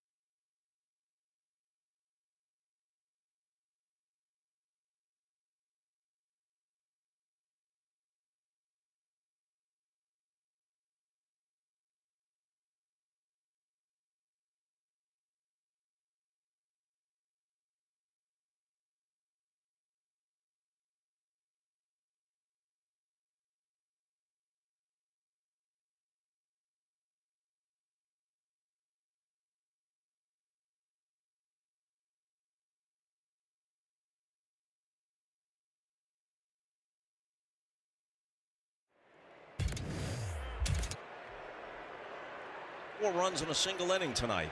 The Dodgers have scored 4 runs in 24 innings in this series.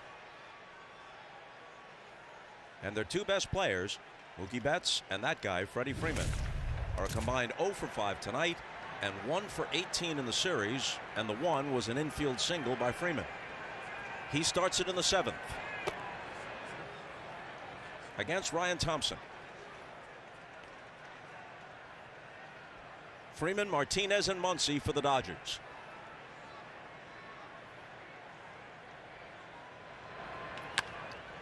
Harmless ground ball to Marte. 1 out.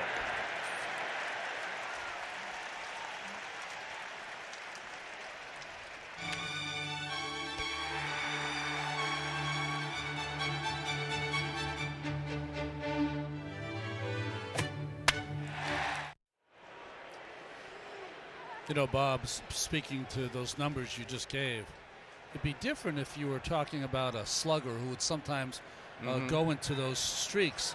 But you're really talking about 2 of the most consistent performers in the game. Yes.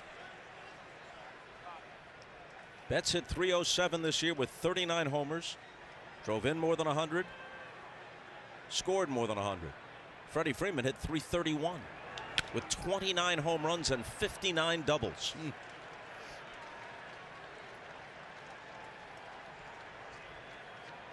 There you go. There's the 4 guys with more than 100 RBIs, and the solo homer by J.D. Martinez in Game 2 is the only run driven home by that quartet.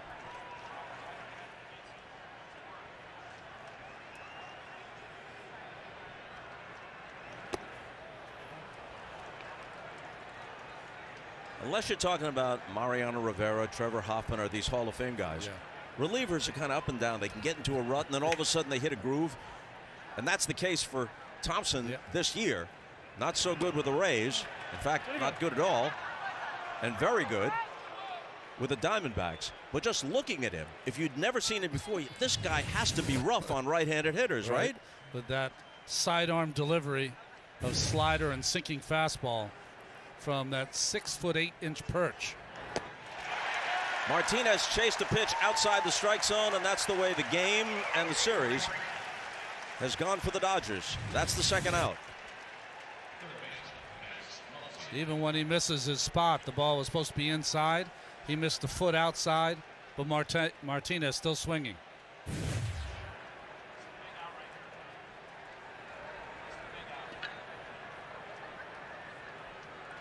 Now Muncy grounded out, struck out, cuts and misses.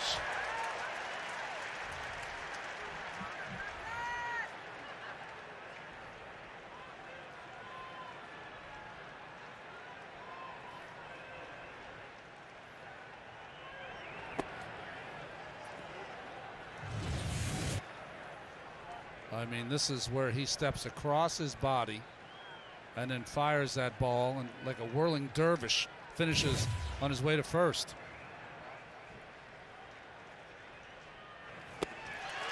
Now he takes something off, and with the slider, Muncy was out in front. I mean, nasty slider underneath the bat and inside to Muncy. 2 for his last 24. And the 1-2 pitch. Checks his swing, and it's ball 2.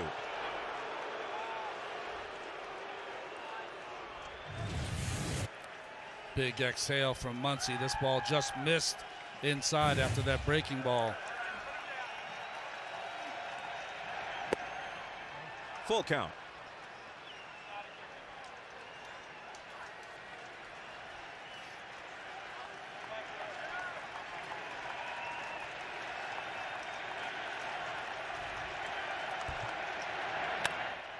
Bounce to the left side and through for a 2-out hit.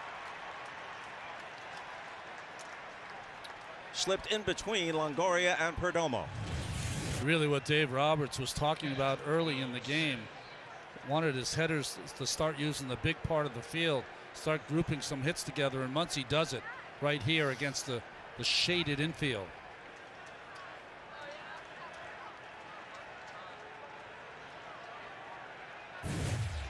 Will Smith has a double in 2 trips.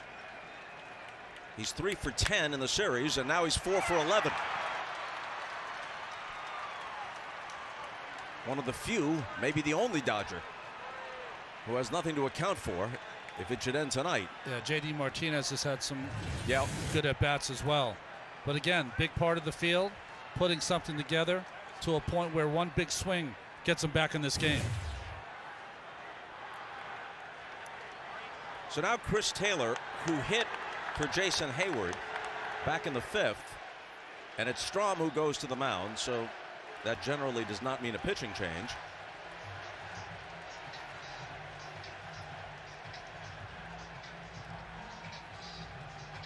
Maybe just to remind Thompson about the approach to Taylor. Yeah, but also, you know, to give him a blow. Both of these teams have asked their relievers to go the extra mile in this entire series.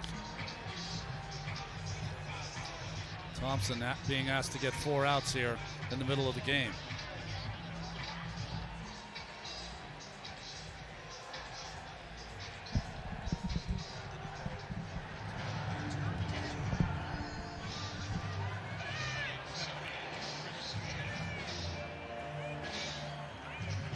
Chris Taylor has had some big moments for this team in the postseason.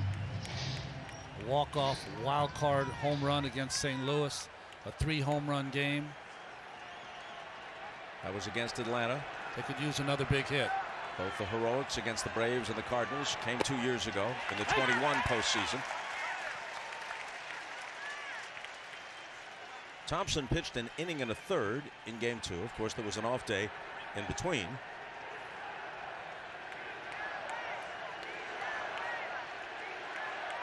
The chant of "Beat LA" picks up again. And that's precisely what the D-backs have done to this point. And now a few people decide it would be a good idea to run across the field. And the security people are closing in on them. This guy's going to try and climb the wall and get to the pool, but I'm afraid he's outnumbered. I think he's a little vertically challenged in trying to jump over that wall, so down goes Frazier. Exactly. Channeling Howard Cosell. All right, so as soon as this miscreant is escorted off, we'll resume.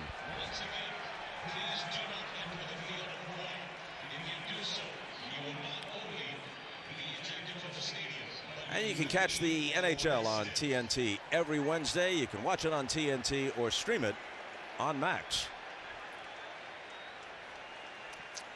No pitches thrown by Thompson during that delay. Warm night, as you would expect, Beautiful in Arizona. Night. Beautiful night. Temperatures got around 92, 93 earlier in the day. It was about 88 when the game started, and now Thompson is going to take some warm-up pitches. He took one, and it was a slider. Just one. That's all he wanted. 2 on, 2 out, and a ball and a strike on Chris Taylor. Into shallow left field. It's going to drop, and it's going to score a run. Here comes the play at the plate, and there's no play as the ball trickles through the infield. Muncy scores. It's 4-1, and the tying run will come to the plate. Dodgers doing a great job this inning, keeping the line moving. This ball ran up the label of Chris Taylor. So strong, though, able to dump it into left field in front of Gurriel. He's got a big arm. The kind of throw bounces into home plate off the glove off Longoria. With 2 out, Muncy got a good break and scored from second base. Now Kike Hernandez, who combined between the Red Sox and Dodgers, hit 11 home runs this year. Strike one. I didn't like that call. He was the one lineup change for Dave Roberts tonight. Just for these situations. He's singled and flied to deep left.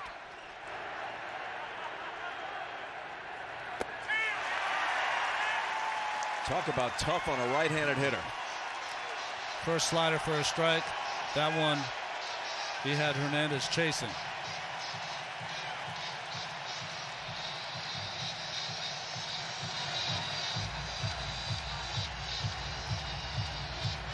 Kike asked for time.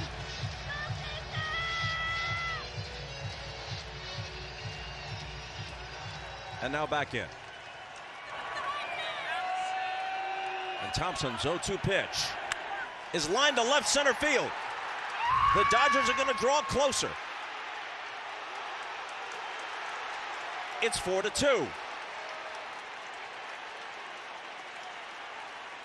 4 consecutive singles.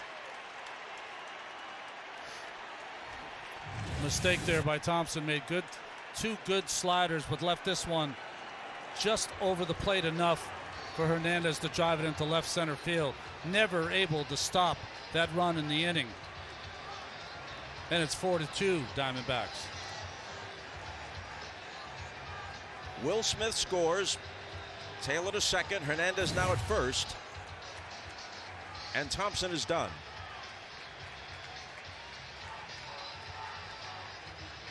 Andrew Saalfrank is coming in, and we're coming back.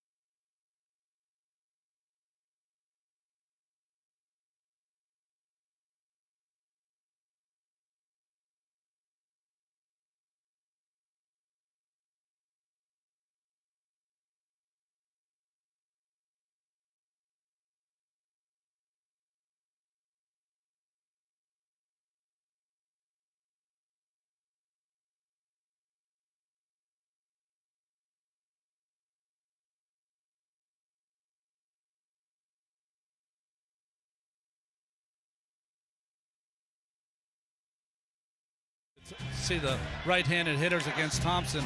Since he landed with the Diamondbacks, right-handers have only hit 139 off him. But the Dodgers strung together 3 straight hits, with Kike Hernandez getting his second hit and driving a second run for the Dodgers. They're coming.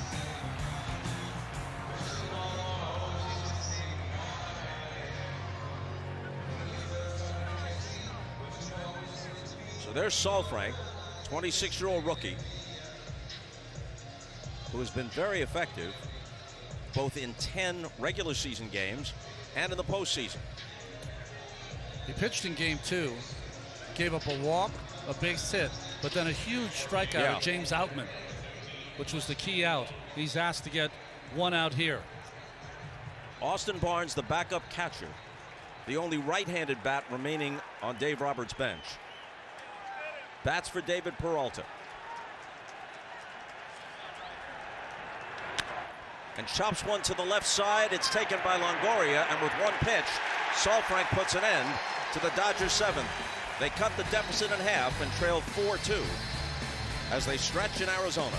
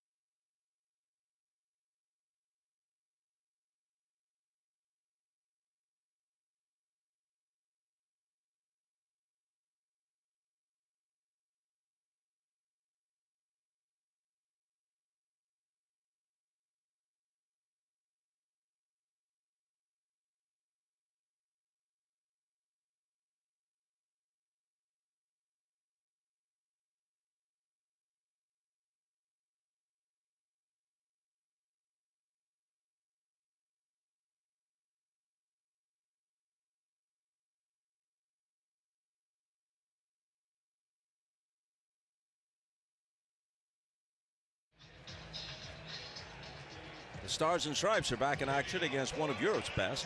Watch the U.S. men's national team battle Germany Saturday on TNT, and you can stream it on Max.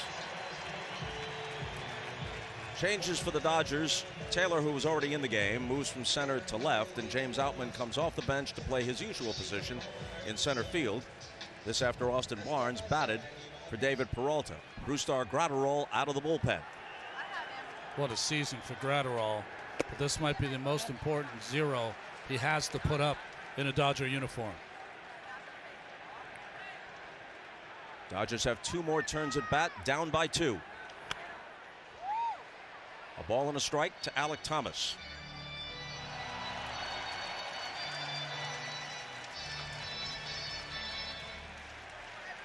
Check that. That would be Corbin Carroll.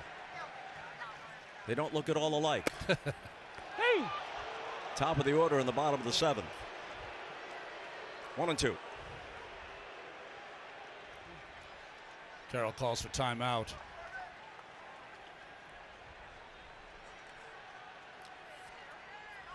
I think his career is going to be full of dirty uniforms. Yep. There's a certain Pete Rose quality about him, right? Right.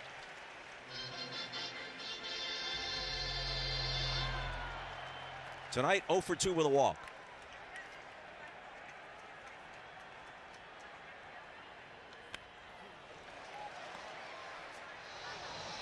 Sellout crowd. Official attendance tonight, 48,175.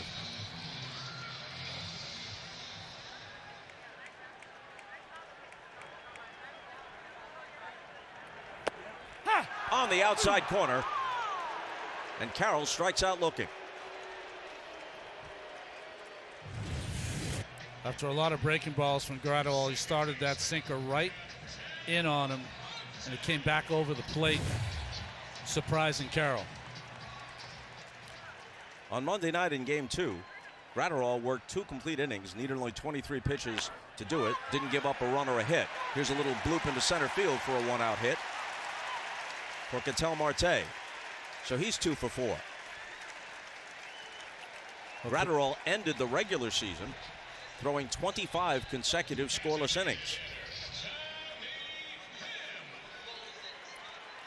Ketel Marte now has appeared in 9 postseason games. He's had at least 1 hit in all of them.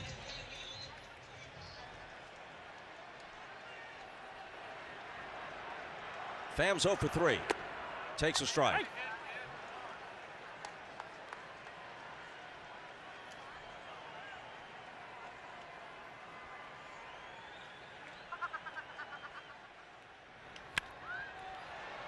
Oh, and 2.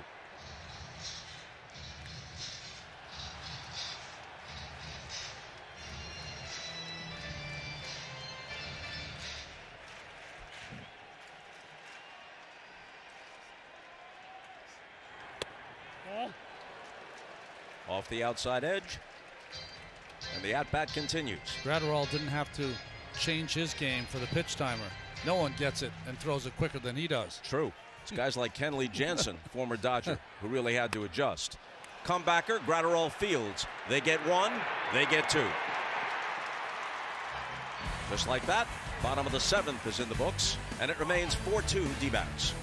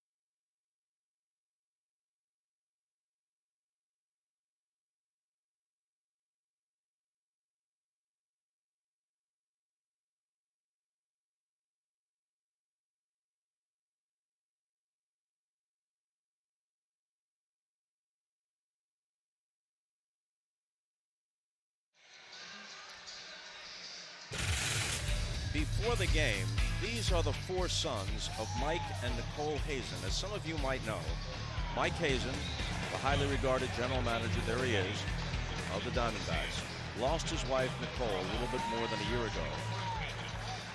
Died of a rare form of brain cancer.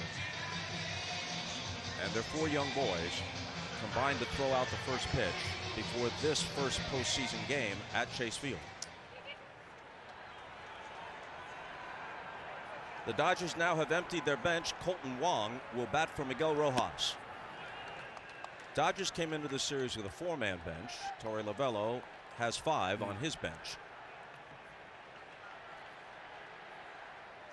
If nothing else, Dave Roberts has a lot of versatile guys, so he can move them around the infield and outfield when he pinch hits or makes a move of one kind or another.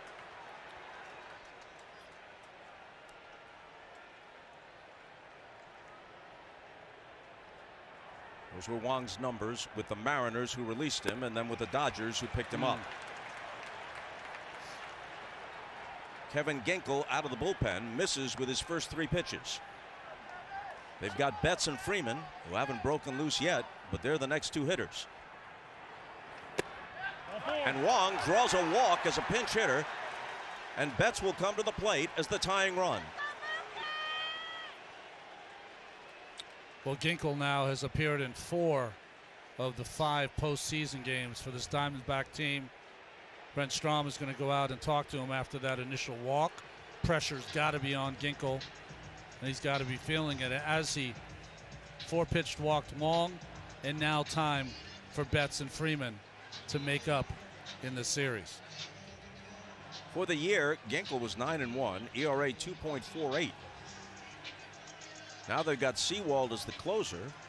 You bring in a guy like Ginkel in the 8th, generally in good shape, loses the first guy he faces in this situation, Colton Wong. All that experience from Strom, who's one of the best to ever do it. Boy, I'd love to be a fly on the wall and listen to what he just told Ginkel. Ginkel's a veteran. It's his 5th season, all with Arizona. He's not a veteran at this moment, though, I'll tell you that. No, this was his best season, but this is a different kind of moment. A strike to Mookie, who's 0 for 3. And 0 for 10 in the series. And dating back to October of 21, this is what he's done in his last 37 October at-bats.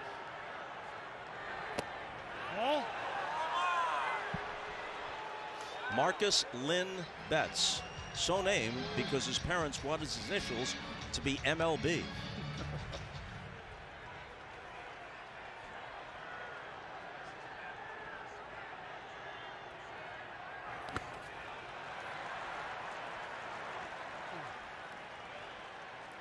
Mookie Betts has now gone 19 games without a home run.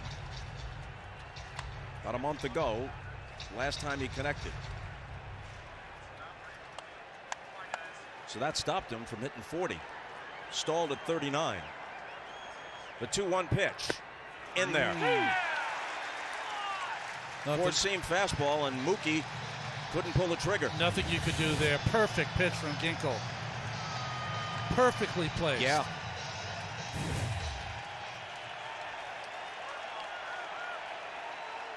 Here's the 2-2. Fouled off. Freddie Freeman on deck.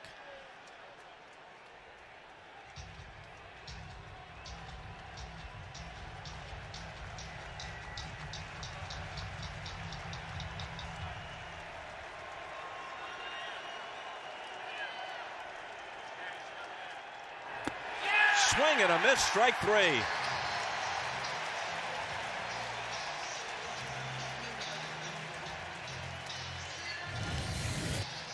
Well, it was the 2-1 Hall of Fame pitch that he made that set up this at-bat. Mookie had to be sitting on that fastball again, and he came in with the slider. Mookie now 0 for 11 in this series. Freeman.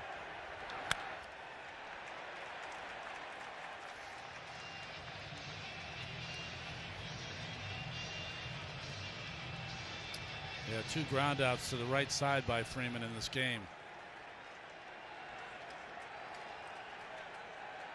1 for 9 to this point in the series.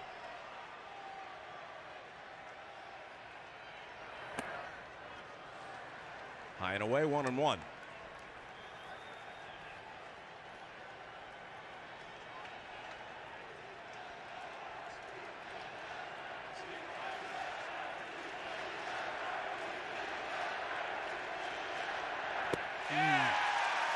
Hinkle gets ahead of him, 1-2.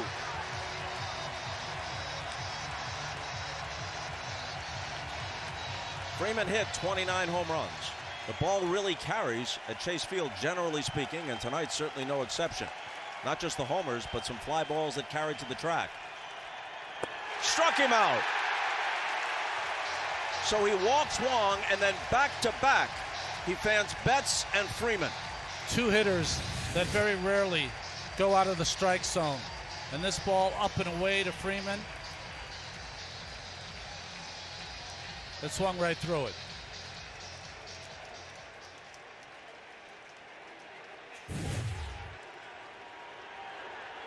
J.D. Martinez, fly to deep right, struck out twice. Has a homer in the series. Hit 33 for the year. Had some of his best moments sitting in this ballpark as a Diamondback. Yep. Before he left for the Red Sox. Hey!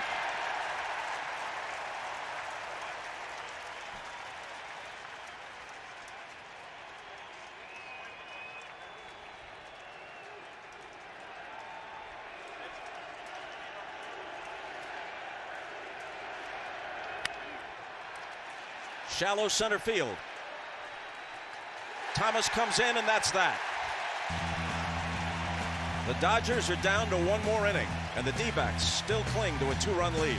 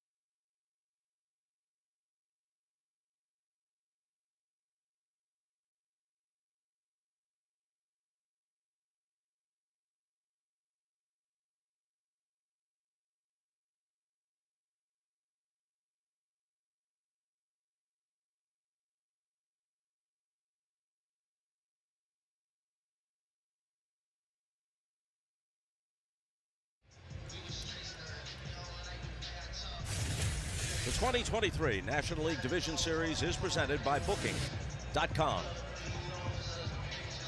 Well, Dave Roberts has moved a lot of pieces around the chessboard. Kike Hernandez now will play his third position, started in center field. Now Colton Wong, after batting for Miguel Rojas, comes in to play second base. Kike, who had moved in from the outfield to second, moves across to shortstop to take Rojas' spot. And the new pitcher is their closer, Evan Phillips. But in this situation, Dave Roberts, using his 6th pitcher of the game, can't wait for a lead that has never come at any time in this series. And if they wind up not scoring even a single run in the 9th, they will have scored 2 runs in every game.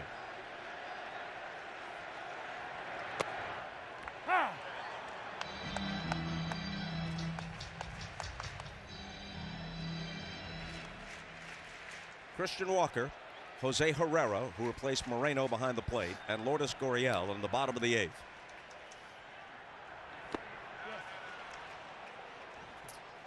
The Dodgers bullpen in this series have had to get 61 of the 75 outs. Yikes. Walker had one of the 4 home runs in the 3rd inning. All the scoring in that inning. And the only traffic on the bases was guys trotting around the bases. 4 solo homers. First time it's ever happened in postseason history. The 1-2 struck him out. All right, here they are again. Perdomo. Marte. Walker. And Moreno.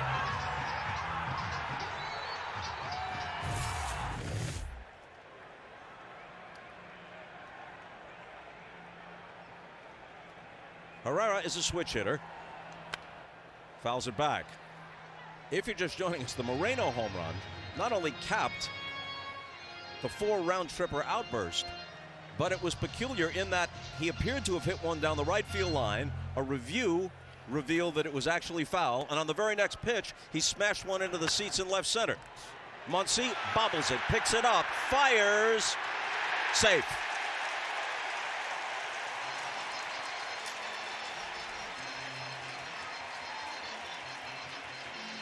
Well, the second bobble for Muncy in this game, again, off the heel of his glove. He was able to rebound and make the play on the first one. Not this time.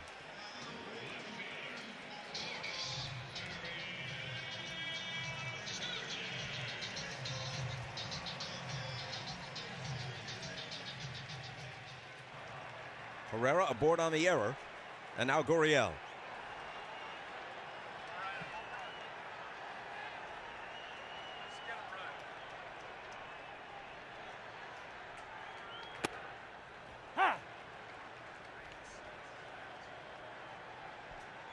Diamondbacks have been great front runners in the postseason so far. They've led in 35 of the 44 innings they have played. But at one point in each of the first 2 games in Milwaukee, they were behind. That's right. And had to come back to win, which they did. You're right, Bob. 6 unanswered runs in game 1, 5 unanswered runs in game 2.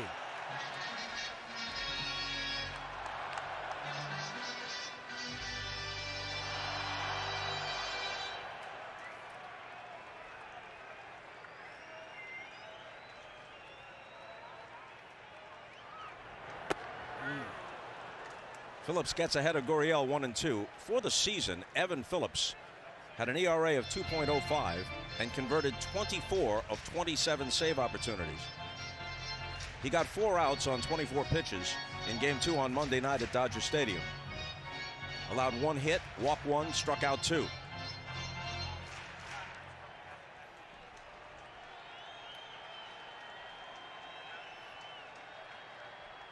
His 1-2 pitch to Gurriel, misses down and away.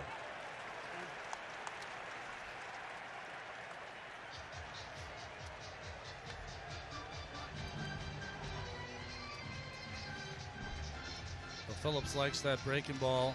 That's what he features most of the time. Gurriel home run in game 2 was off a breaking ball from Ryan Brazier.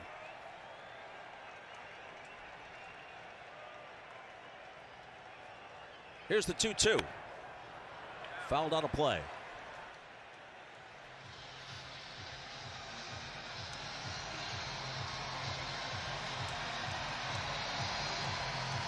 Dave Roberts knows he's going to see Paul Sewald in the ninth.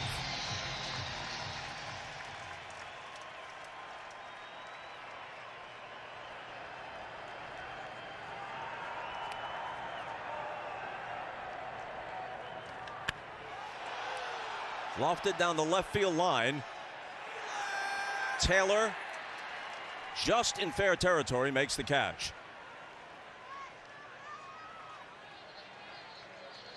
So that's the second out. And it brings up Alec Thomas.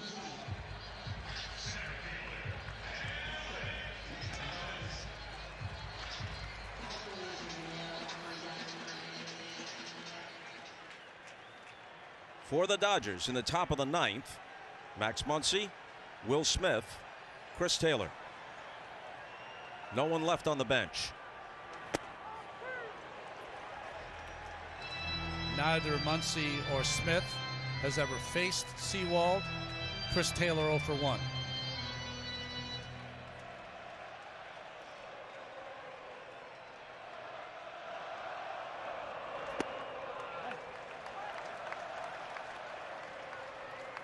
Missed with the sweeper, 1-1.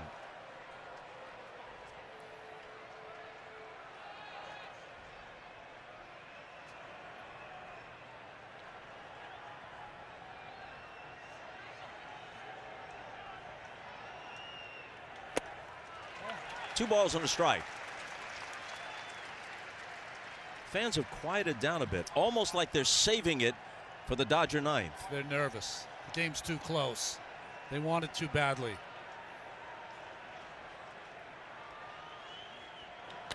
That's going to be inside the bag and down the line. Taylor chases it down. Herrera stops at second. 2 on, 2 out. Good hitting by Thomas, who continues to excel in the postseason. Fine catch today and now a base hit.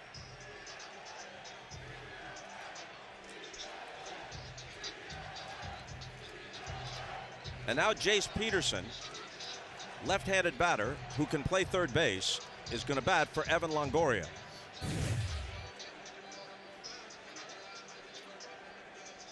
Outs are so crucial for the Dodgers, who have to go into the ninth inning with only the 2-run deficit. Pryor back out there again.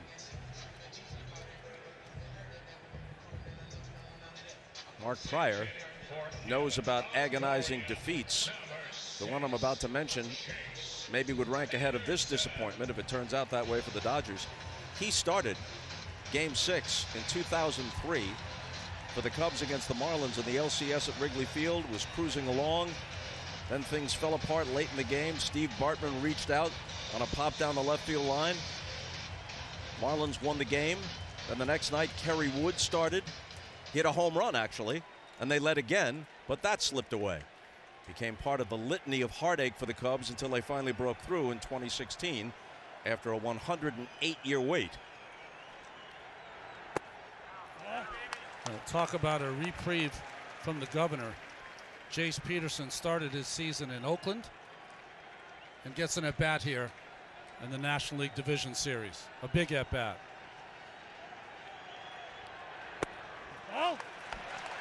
And the A's are one of the stories now in baseball, not because of the likelihood of their appearing in October, but do they stay in Oakland?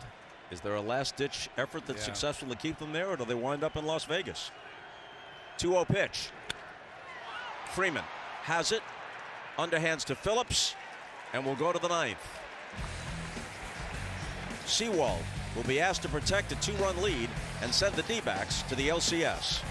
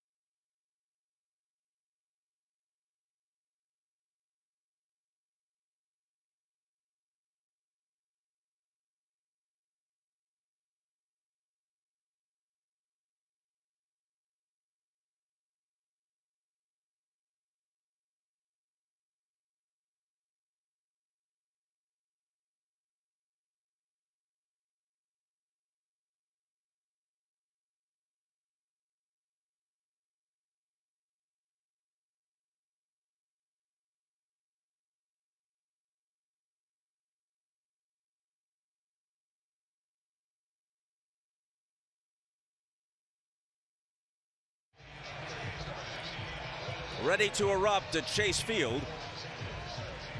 Up 4-2, the exact score by which they won Game 2. Game 1 was a rout, 11-2. Emmanuel Rivera is the new third baseman. They could have gone with Jace Peterson, who pinch hit for Longoria, because Peterson can play third, but they go with Rivera. And now Sewald picked up the save in Game 2, working the ninth, needed just 11 pitches, set down the Dodgers 1-2-3.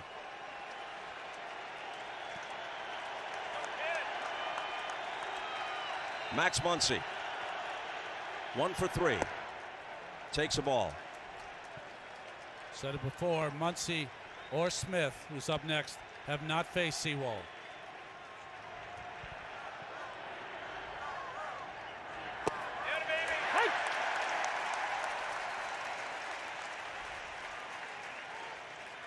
Sewald does not have high velocity. He has effective and deceptive velocity. Muncy cuts and misses.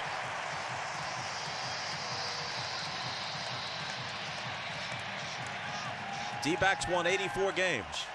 Had to go to the end of the season just to qualify for the postseason. Here they are on the verge of the LCS.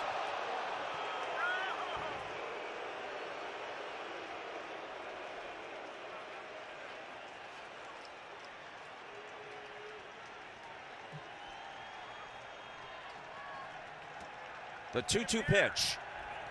Struck him out.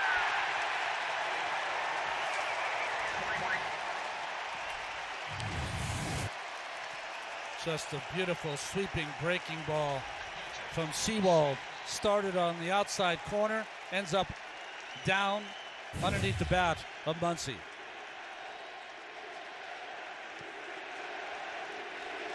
Smith has a double and a single in 3 trips. 4 for 11 for the series. Best Dodger hitter. And that's into right field for a base hit. And the Dodgers are still very much alive. 3 for 4 night for Will Smith. Boy, he's been trying to go to right field and up the middle this entire series. And he's broken out here in Game 3 with 3 hits. Choo-choo indeed. 5 for 12 for the series. Now Chris Taylor, who had an RBI single in the 7th.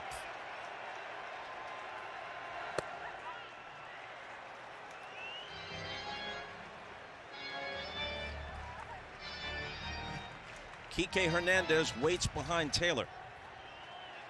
Then James Outman, who hasn't had an out bat in the game yet.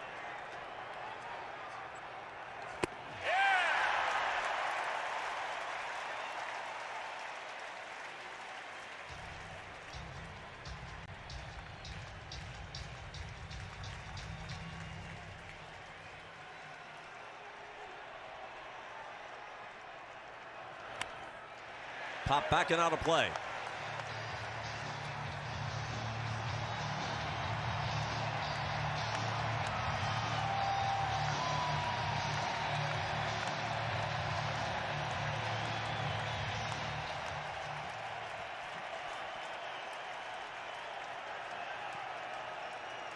And Sewald's 1-2 pitch. It's hit in the air to deep right center field. Back near the 413 sign is Thomas for the catch.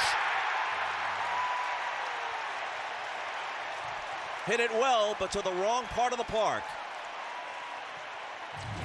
I mean, the biggest part of the park. High drive by Taylor, who seemed to get all of it. And just the wrong part of the park.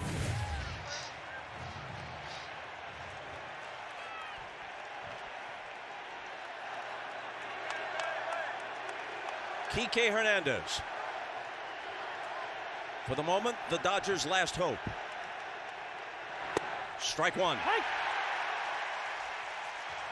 Again, the big change in the lineup. He's responded with 2 hits and an RBI.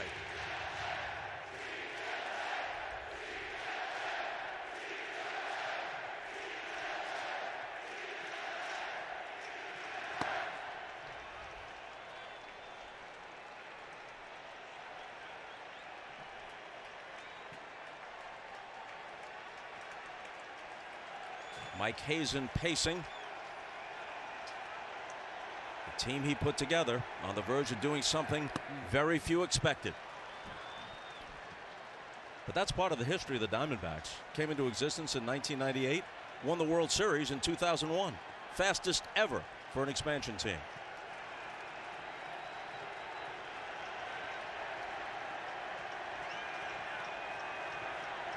The 2-1 pitch. They check. Yes, evens the count. Will Little is the umpire down at first. It's got to be the hardest call to make for an umpire. You never want to decide the game with a call on a check swing. 48,000 plus. Every seat sold. Almost none of them in use right now. Everybody's standing.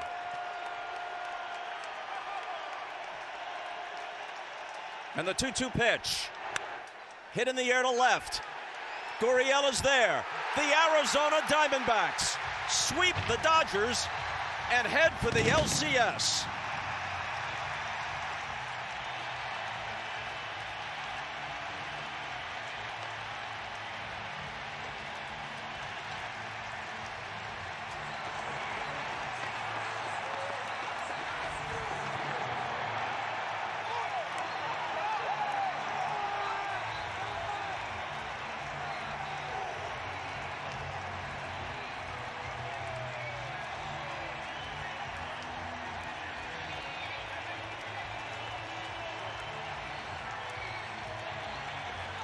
Dodgers swept in a playoff series for the first time since 2006. Diamondbacks advanced at the NLCS for the third time, first since 2007. And today set a record. 4 home runs in the third inning.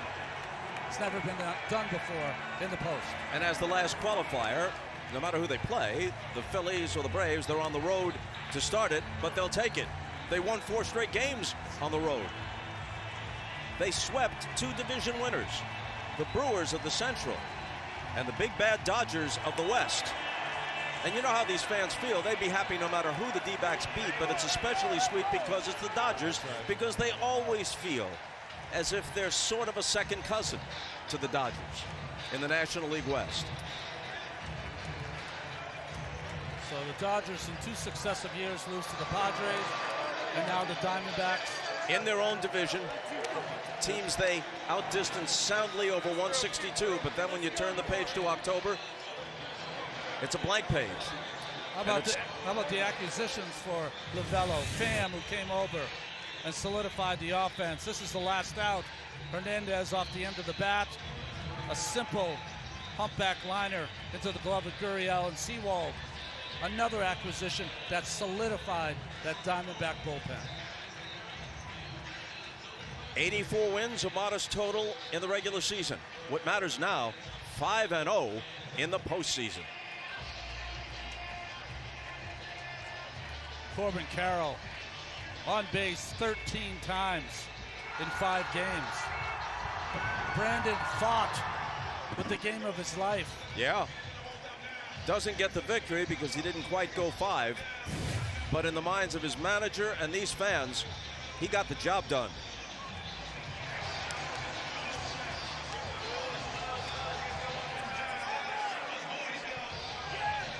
And the Dodgers, who scored more than 900 runs this year, averaged better than 5.5 runs per game, scored exactly 2 runs in all 3 games. They lost 11-2 and then twice 4-2. Downstairs to Lauren Shahadi. Lauren. Torey, congratulations. I saw you hug every single person on this field. I saw a poster on your wall this morning. It said, win the inch. How did that mantra lead you to the NLCS? First of all, there's a lot of love in this clubhouse. It's real. It's here every day. Win the inch means a lot of things to this organization. It's something that we believe in. It's part of our culture. It's about preparation, going out there and believing you're going to get the job done and win the games like this. I mean, it's like iRobot coming out of the pen. Each guy nastier than the next. I just saw you hug Sewald. What'd you say to him? He and I have a running joke. We'll keep that between us. But, you know, he's come in here and solidified things for us with such a calm demeanor, an ability to execute. And you're right, it was a team effort.